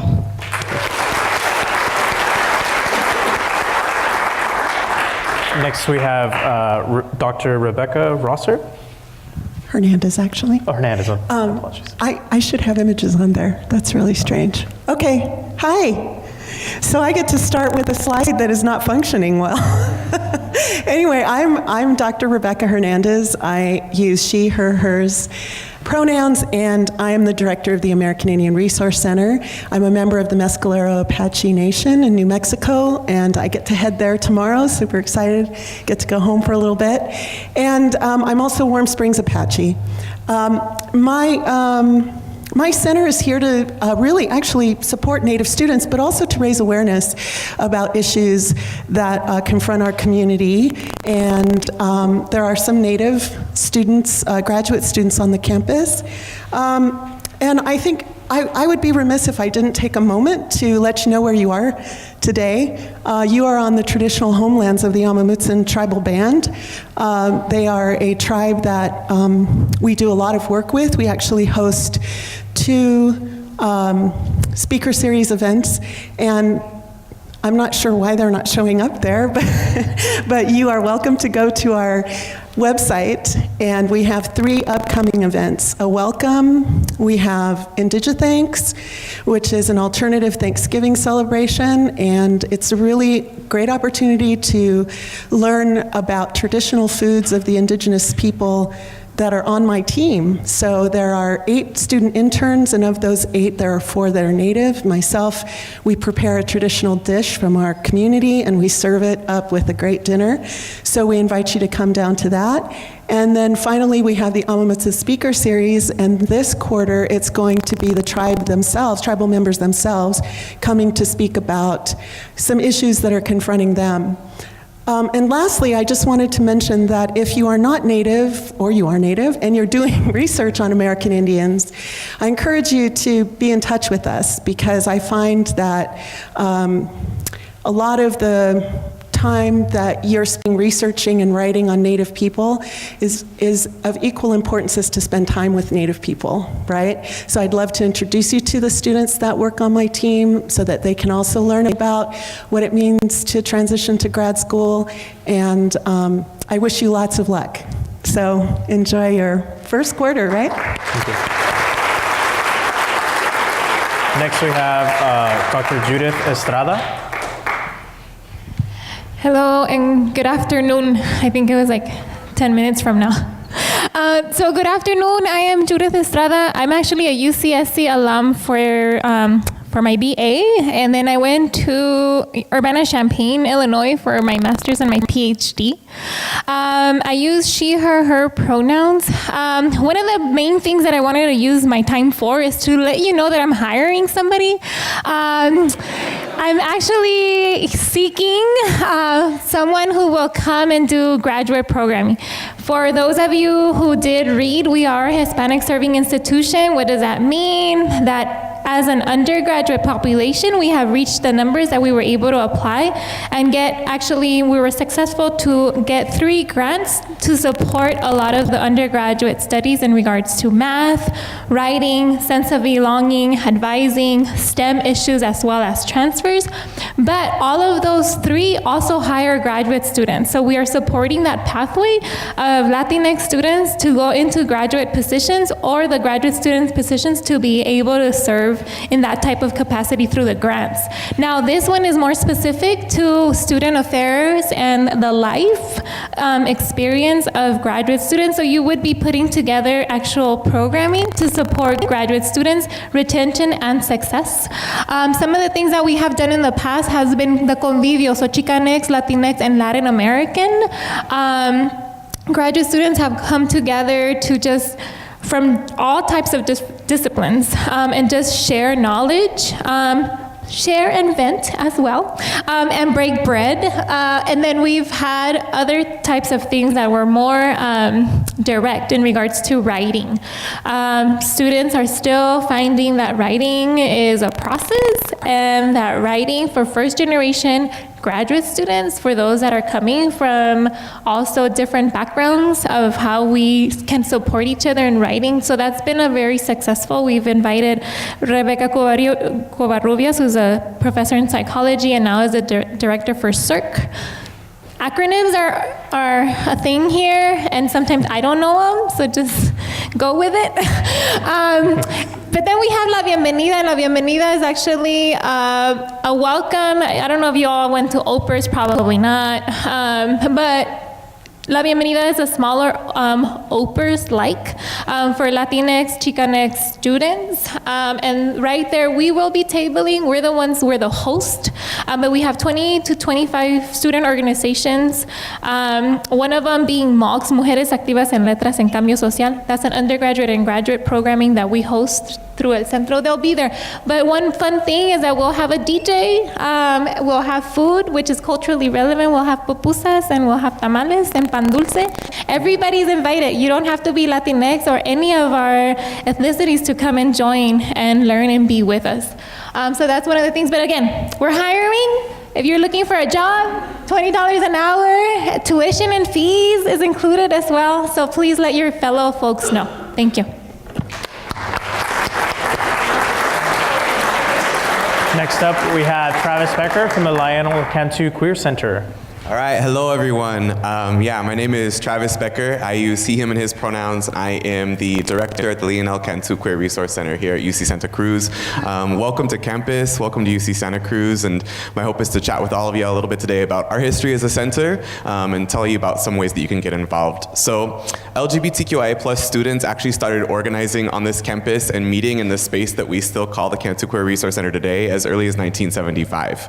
And that means a few different things. That means one, that our space isn't very easy to access or get to, because in that time, in that moment, those students really wanted a private place and kind of a secret place to gather. So that means that we're not as accessible as I as a director would like us to be. So I would be very open to chatting with you about that. The second thing that means is that as we start to head into this next chapter of the center's history, we are currently in the process of figuring out if we're going to stay in that location or if we're going to go out and be somewhere else on campus. So I would love if you are the type of person who likes to get involved with your queer and trans community and you have opinions about access and what those spaces should look like and feel like, I would love to chat with you about that. So come find me at the table today.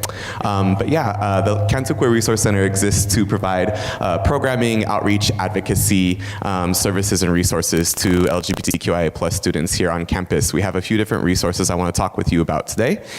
We have our Cantu clothing closet, which is a closet that anybody can access. I have a set of interns that take in gently used clothes, get them all cleaned and ready to go, and then anybody can come and access free clothes. Particularly if you are wanting to explore with trying on clothing that better affirms your gender identity and better affirms who you are and how you want to move through the world, the Cantu can be a space for you to come, try that clothing on, figure out how you feel about it, and get that kind of support in an environment that matters. We also have our food pantry at the Cantu Queer Resource Center, so we're one of a few spaces on campus that has a full food pantry. You can store food at the Cantu Queer Resource Center. You can cook food at the Cantu Queer Resource Center. We have a full kitchen. We got a grant this year to teach some queer cooking classes. So I'll have more information about that. Come and chat with me at the table when we're out tabling in the Corey later if you want to hear more. So yeah, we have chicken, steaks, fish, beans, rice, all different types of things for folks to access, because you all can't study and do well in school if you're hungry, right? So it's really, really important for us to be thinking about how we're providing those services to our queer and trans students specifically. We have a really comfortable lounge. I've been told that it looks like just a queer cabin in the woods. That's what I've been told, or like a tree house. And I like the idea of us being a tree house, right? Because tree houses are places where you go to play. They're places where you go to create family, right? Tree houses are places where you go to escape. And I really like to think about all those things as places that we can provide as a center to campus. And I also wanted to check in about our graduate student events. So we do have a graduate student coordinator. I can't talk about it too much yet because the offer is on the table and I'm waiting for the person to get back to me and let me know if they're gonna accept the position. But you all will have a representative as a graduate student in the Cantu Queer Resource Center who will put on events that are specific to graduate students. So I have some examples up here of some events that we put on last year that were specific to graduate students. So we had Queer and Trans Graduate Student Lunch. We do those every month. We have Queer and Trans Graduate Student Lunches. And last year, this was one of our more popular ones. We had a baked potato bar. So it was really, really delicious and really fun. And then we also had our Queer and Trans grad writing sessions that we hosted in the center as well. So those are things you can expect to see again. And then tomorrow night, Thursday, beginning at 6 to 9:30 p.m. At the Cultural Center at Merrill College, we'll have our Trans and Queer Fall Mixer. So that's a really, really great way to get connected with orgs, queer and trans orgs here on campus, but also off campus in the community as well. We'll have orgs from as far away of like San Francisco and Oakland to here in Santa Cruz, Watsonville, right? So all sorts of community orgs that serve LGBTQIA+ folks will be there tabling, and there'll be a few hours of a resource fair. And then of course, because we like to get down and party, there'll be a few hours of dancing afterwards. Should be really fun. So come check that out at the Merrill College Cultural Center. But yeah, that's all my time. How much time do I have left? Do I have time for like questions or anything? 50 seconds. One question or comment if anybody has one, like burning really quick. Otherwise you can come find me at the table. Yeah, right over here.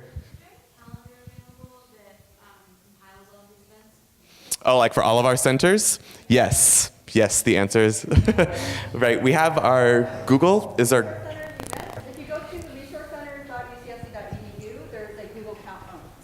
If you go to resourcecenters.ucsc.edu, there is a Google Calendar that has all of our open events. Yeah, the Resource Centers share Google Calendar. We plug all of our events into them, so it's easy for you to add that Google Calendar to your own Google Calendar as well, so you can see everything that's going on. Great. Thanks. And now, going on and passing back to Nancy Kim for the Women's Center. I'm going to use the podium because I wanted to be precise in my language. Hi, my name is Christine Rosales. My pronouns are she, her, hers. I'm a graduate student in the social psychology department. I'm also doing a designated emphasis, too, in feminist studies and critical race and ethnic studies. I work at the Women's Center. Let me put this down. I work at the Women's Center as the MINT program coordinator, which I will explain in just a minute.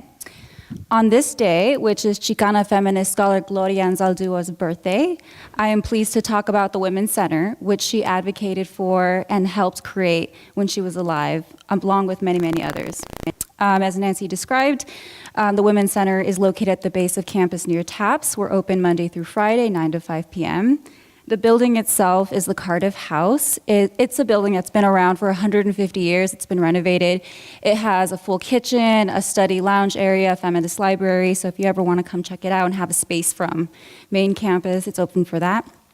The center is open to all genders, but we ask that people who do not identify as women, particularly cis men, enter the space with respect and humility. If you are there to learn and be in solidarity with women. So you're there because you understand that patriarchy, racism, capitalism is your problem too. Women's Center offers a variety of programming that is intended to be educational and foster community building. For example, we will invite scholars and community activists to speak about their social justice work. 2 events that we have each year are Take Back the Night, which is a march and a survivor speak out. We also have Sister Solidarity. We also have the MINT program, which is Here's kind of a flyer for it on your right. And it's a program to support women of color and first-generation students get the support they need to apply to grad school. This flyer is an invitation for graduate student women to apply to become a mentor in the MINT program. I'll be tabling today at the Quarry Amphitheater if you would like more information on how to become involved. For people who are in their first years, this is a great opportunity. It's fresh in your mind on like how to apply to grad school. So it's really great if you can mentor some undergraduate women who are seeking guidance and mentor for them. Our upcoming event is the Fall Open House, and that's the flyer on your left, which is October 23rd at the Cardiff House from 4 to 7. And similar to the other resource centers, we're going to have a DJ, music, food, and everyone is welcome to come. And finally, I want to just conclude, when we talk about the Women's Center being a resource center for women, we are talking about all women, including trans women. We are talking about women of color. We are talking about decentering whiteness. We are talking about intersectional lens to social justice issues. And we are talking about building bridges in our community, not walls. So come on down and check out the Women's Center. Thank you so much.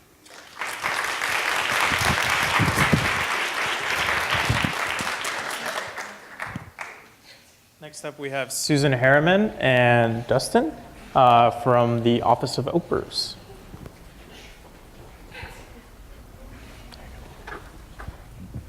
Hi, thank you and welcome everyone. I'm Sue Harriman. I just arrived on campus from Bates College in Maine in January. So this is my first fall as well, so welcome, and this is a great opportunity for me to also get introduced to all of our programs and resources that we have on campus.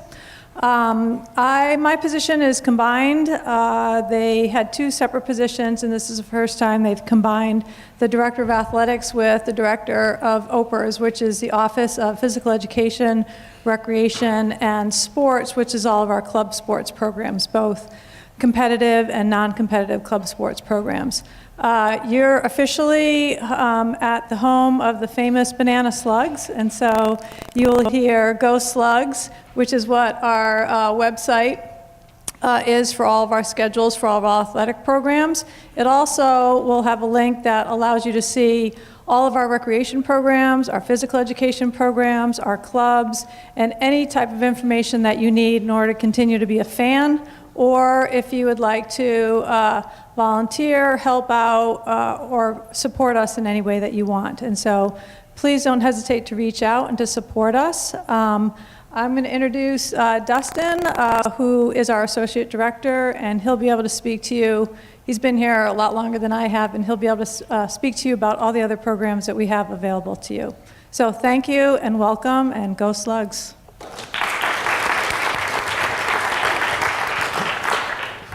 Hi, everybody. I'm Dustin. Thanks for being here.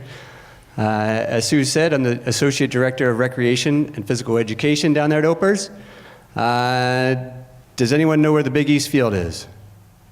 Good. You guys are finding your way around. Nicely done. A couple things I want to highlight. Graduate students participate in OPERS programs at the same rates as undergraduate students. That might surprise you, but I wanted to make sure you were aware of that. And we've been working closely with y'all to provide opportunities for you to participate in these programs either alongside undergrads or grad only, because we get it. You may or may not want to go surfing with someone that you're supposed to be grading, right? So we offer surf classes that are open to grads only, kayaking trips that are open to grads only, day hikes, camping trips, all those things. So keep an eye out for those things. Nice job on the slides. You're really on it. Yeah. Next Tuesday at 9 a.m. is the online registration opening time for all things recreation. All right, so you may see this catalog around, and this catalog includes the 90 or so activities that recreation offers you all and the rest of campus. These things become open at 9 a.m. on Tuesday. I'll highlight a few things. Some of these grad-only ones fill up quickly, thanks to Rachel and others getting the word out, particularly the surfing ones.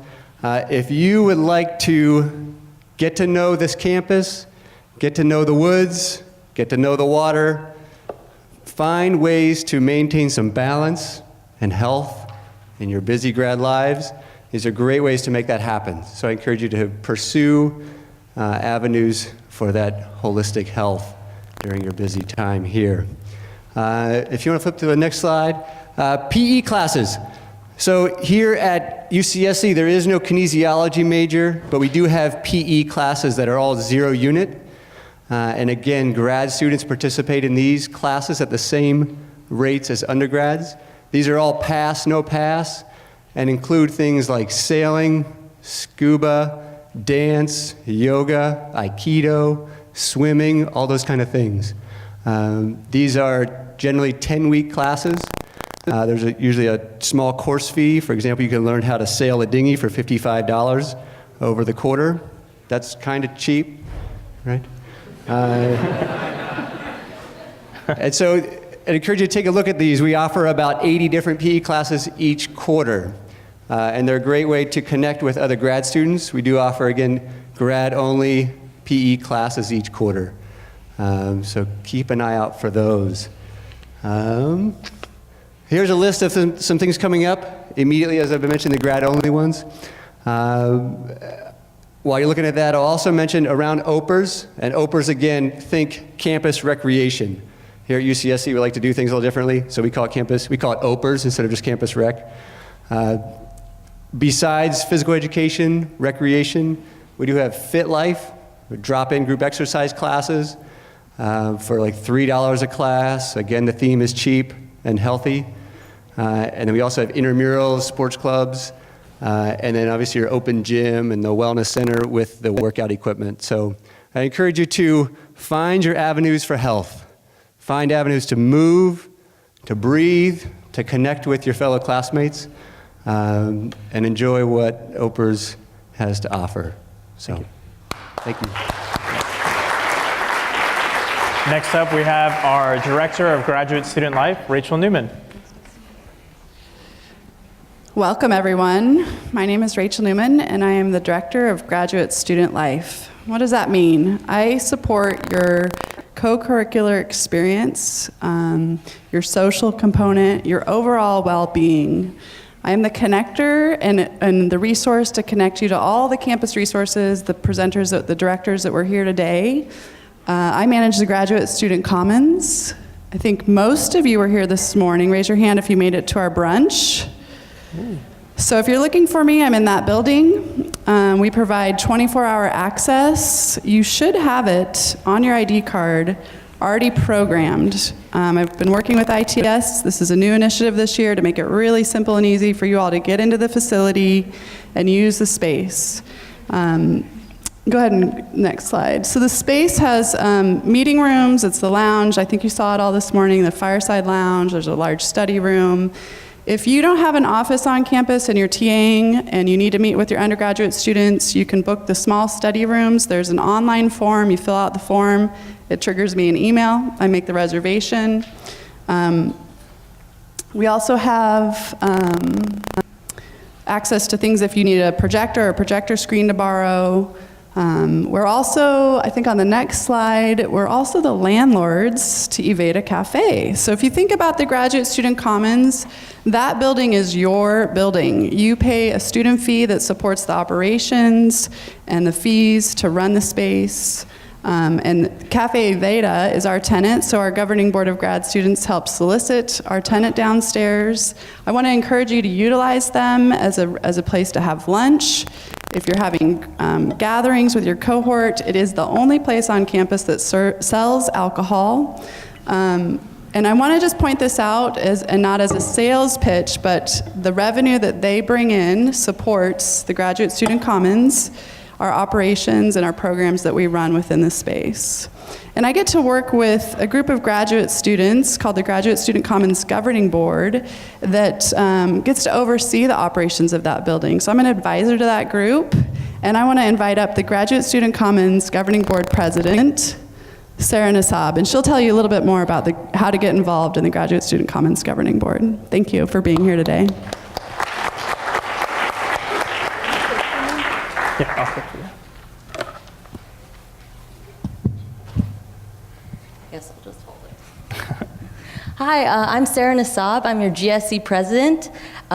or I guess my advisor's applied math student too. So I am going to tell you about the GSE as an organization. So behind me we have the e-board, the people that run behind the scenes, what happens with our graduate programming. So we consist of graduate students, so we come from psychology, applied math, economics, education, and with all of that, Rachel supports us for our programming, and I'd like to just highlight a few of the events. And there are 3 main areas of the programming that you'll see, and the first one is our social events. So one of the popular events is our First Friday, so there's one coming up next week, the first Friday of every month. So from 5 to 7 p.m., we have free food, free drinks, and this is an opportunity for you to meet other students outside of your department, and it's a great time to explore the GSE building too. And another part of our programming is our trips. So we work with OPERS and other organizations here to provide more trips for you, hikes. There's even an annual ski trip to China Peak that you can attend. And for you less adventurous types, next slide, we have our wine tasting tour. So all you have to do is sit in a van and we take you to different vineyards and maybe, I guess, what is it, hone your palate a little bit. And then the third area of programming is our health and wellness. So the OPERS representatives have kind of told you what they have, but I took the surfing class. I learned how to surf there. There's also kayaking excursions and even a weekly meditation class if you'd like to do something more relaxing.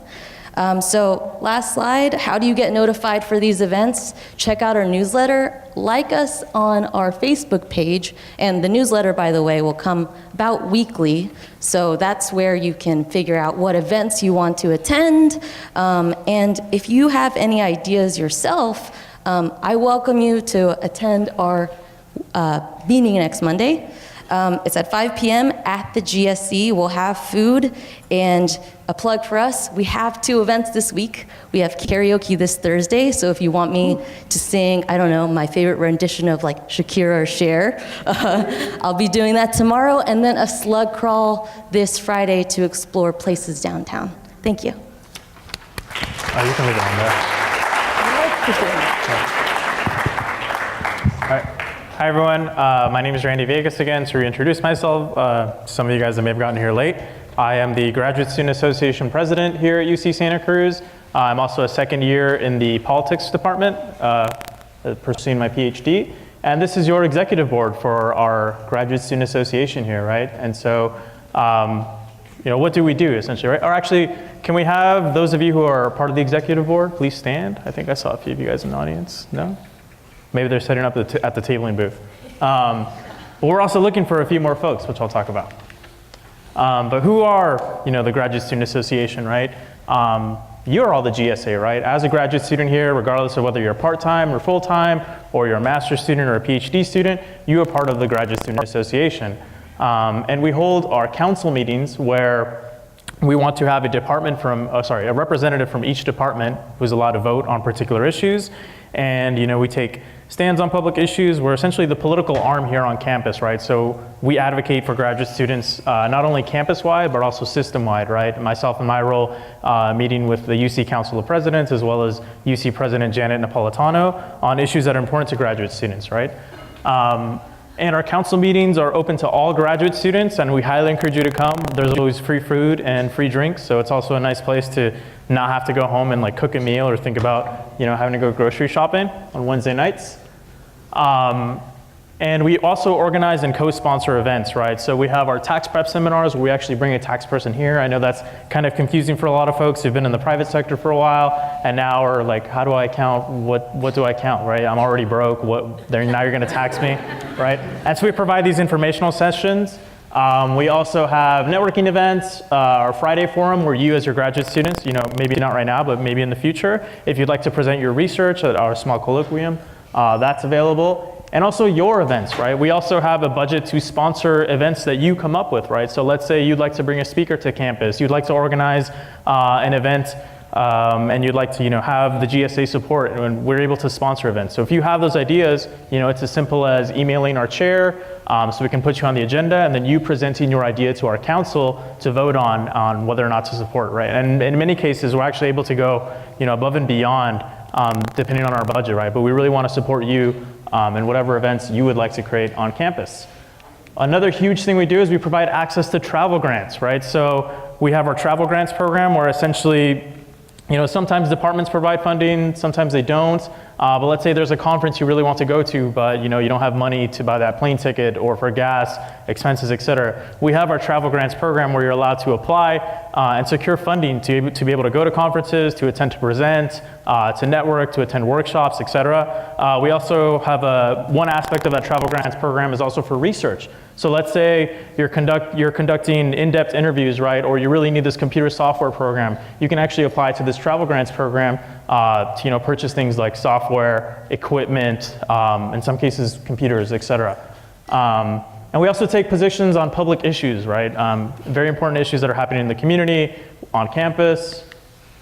And so how can you get involved, right? So we're gonna have our first council meeting October 10th. It's actually gonna be from 6:30 at the GSC Fireside Lounge. Again, so we're gonna have food, we're gonna have drinks there. You can act as a representative for your department. That means you get voting privileges, right? And you also receive a small stipend every quarter, so you get paid to be a department representative. Regardless of whether or not you choose to be a representative, please come out to the meeting anyway, because you still get free food, free drinks, and you find out what's going on in your graduate student community. You can also sit as a committee representative, right? And we have a lot of different committees here on campuses that are looking for graduate student voices and graduate student representation, right? So from things like strategic academic planning, campus transportation and parking, there's a lot of different committees that you can serve on, right, on behalf of your graduate students. And it also looks really good on, your CV, your resume, as service to the university, right? So if that's something you're interested in, please, come get involved. We're also looking for 2 more people on our executive board, right? So if you're interested in one of these positions, we are looking for a secretary/webmaster who will essentially record our graduate student council meetings, distribute the notes and agendas and minutes via email and to our website. And we're also looking for a solidarity officer, right? So one of the huge things that's very important here on campus is diversity and inclusion, right? And solidarity amongst our marginalized communities. And this solidarity officer, is in charge of putting together solidarity orientation and power and privilege training, and also attends the Chancellor's Diversity Action Council. So if this is something that's very important to you, whether that's within your research or just in general, and you'd like to serve on one of these positions, I highly encourage you to come talk to us. I'll be at the tabling fair, right, in just a few minutes. And come and talk to us. We have flyers, we have some sunglasses to hand out, which you guys will get your swag bags momentarily. But please come and talk to us. Always feel free to reach out to me. And now I'm going to pass it back to Sarah to talk about Grad Lab, which is a partnership between both the GSA and the GSC.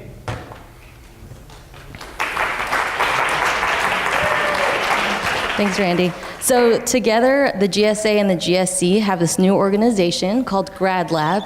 So you've pretty much heard 2 avenues, the GSA and the GSC, to provide you ways to promote the events that you want to see. So a 3rd avenue is Grad Lab. So our mission is to provide support, the funding, and the resources for graduate students that wish to provide their own programming events. So say you want to have a video game tournament. Say you want to have a surfing club, a book club.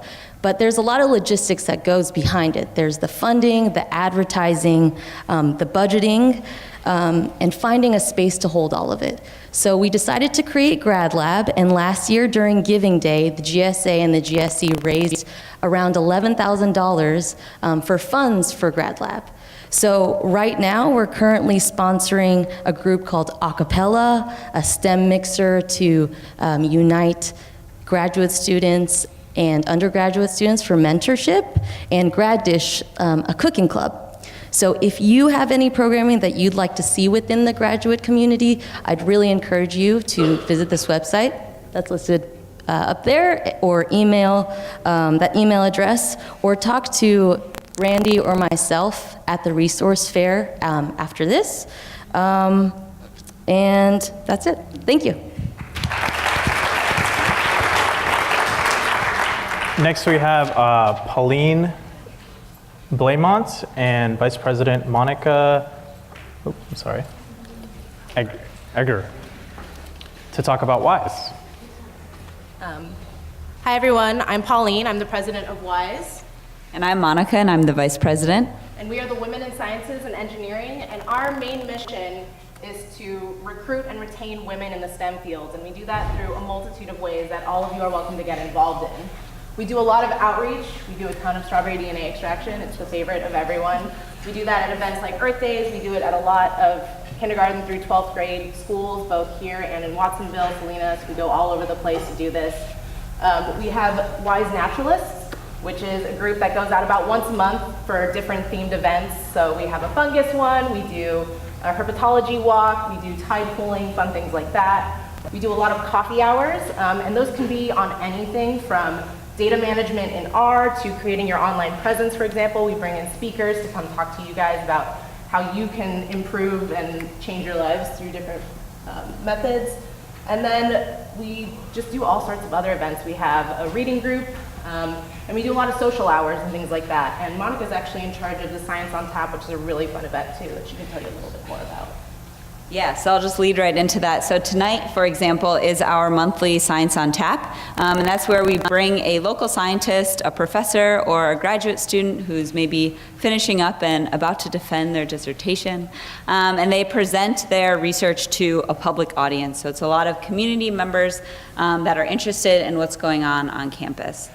So we do these every month, and these are a great chance just to get out of the academic bubble and meet people that are also interested in just learning about science. And so you can learn about WISE by signing up for our newsletter. You get a weekly newsletter bulletin that has all of the events of all the things that Pauline was talking about. And you can find us today at the resource fair to sign up for that. And feel free to, stop us anytime on campus if you have a question, and we'd love to have you and have you join WISE. Thank you. Next we have Anna McTaggart on behalf of our Student Workers Union here on campus. Hey everyone, I'm Anna McTaggart, Unit Chair of the UAW 2865 at Santa Cruz and a proud member of the Industrial Workers of the World Union, IWW. I am also a former bargaining rep from Santa Cruz. The UAW is a labor union that is fighting for the rights of TAs, tutors, and readers. We recently had a contract fight in which Santa Cruz dissented notably from the state, and 85% voted against the current contract and indeed to strike for more. That is because our workers at Santa Cruz have many more needs than workers statewide. To get more, we need to organize for our workers' material needs. This brings us to the topic of rent control. This is one way. Please stay on the, what is going on? Sorry, I thought you wanted me to go to the rent control These slide. are the wrong slides. Do you want me to go to the rent control These slide? are the wrong slides. The correct one should be on the Google form, but it's okay. I'll just talk about rent control briefly. No worries. Is this the slide you're looking for? No, these are all the wrong slides. It might not have refreshed. Okay. Yeah.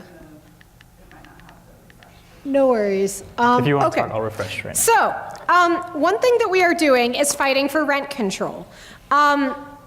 This involves voting yes on Measure M. This is one way to help our workers' material needs.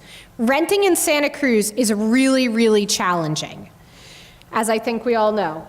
The rent is too damn high. So we're asking you to vote yes on Measure M and yes on Prop 10 statewide. Another way is to get involved in the statewide union and by controlling leadership and hierarchies within the UAW. People interested in that will be tabling at the resource fair. Got it. And yes, perfect. And we absolutely invite everyone to get involved in that process because we think that worker rights are really, really important. A final way, beyond these electoral measures and controlling our statewide union to fight for what Santa Cruz needs, next slide, is through grassroots organizing. Outside of the union, and with the union as comrades and colleagues with those in the union. There are several upcoming events to that effect. One such event is a protest against sexual harassment at 11 a.m. on October 8th at Kerr Hall. This event is to protest sexual harassment, and in particular, sexual harassment of graduate students and undergrads. So we invite you to turn out there. It's at 11 a.m. on the 8th at Kerr Hall. Another major event is an event against SESTA, which is a bill that bans sex work advertising and has adversely impacted many of our workers, since many graduate students are sex workers. We invite you to come to that and learn. It's on October 12th from 3 to 6 p.m. at the Redwood Lounge. If you are interested in organizing that, you can also join us. We are inviting anonymous statements from sex workers to be read at that event. One way to get involved finally with the UAW is to come to our monthly membership meeting on October 17th. We welcome graduate and undergrad activism, and we are always down to act in solidarity with your movements. We really support activism and fighting for what our workers need. One way to get in contact with us about your activism work, and again, this is from the grassroots activism that all you are the source of, is by contacting Santa Cruz at uaw2865.org. You can also contact us about workplace issues, such as if you're being asked to work more than 20 hours a week or dealing with unfair workplace conditions, and we are always here for you in that capacity. With that, I would like us to end with a stretch and thank everyone for coming to this long thing. So if you are able, rise.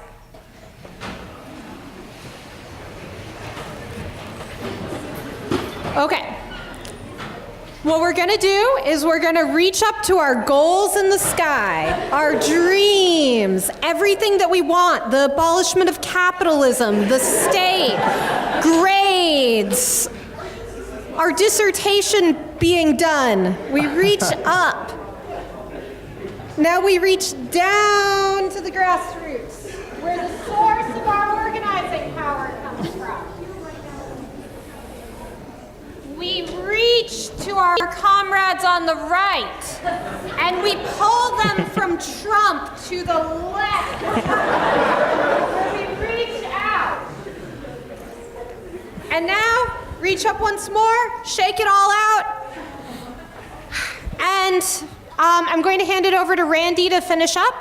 But thank you so much for attending. Remember, you are all workers, and your power lies within yourselves and yourselves in your ability to organize.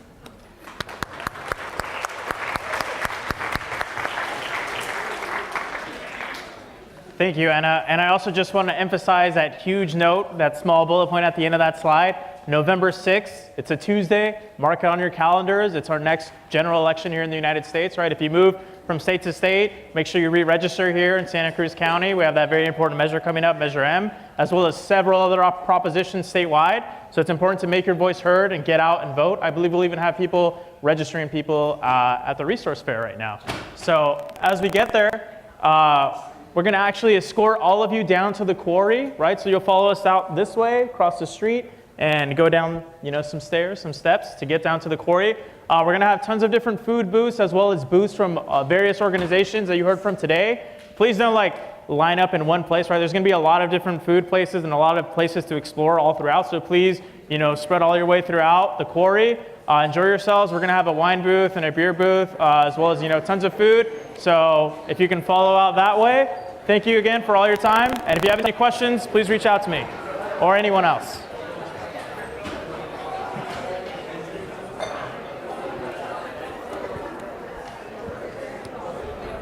Hey, good to see you again.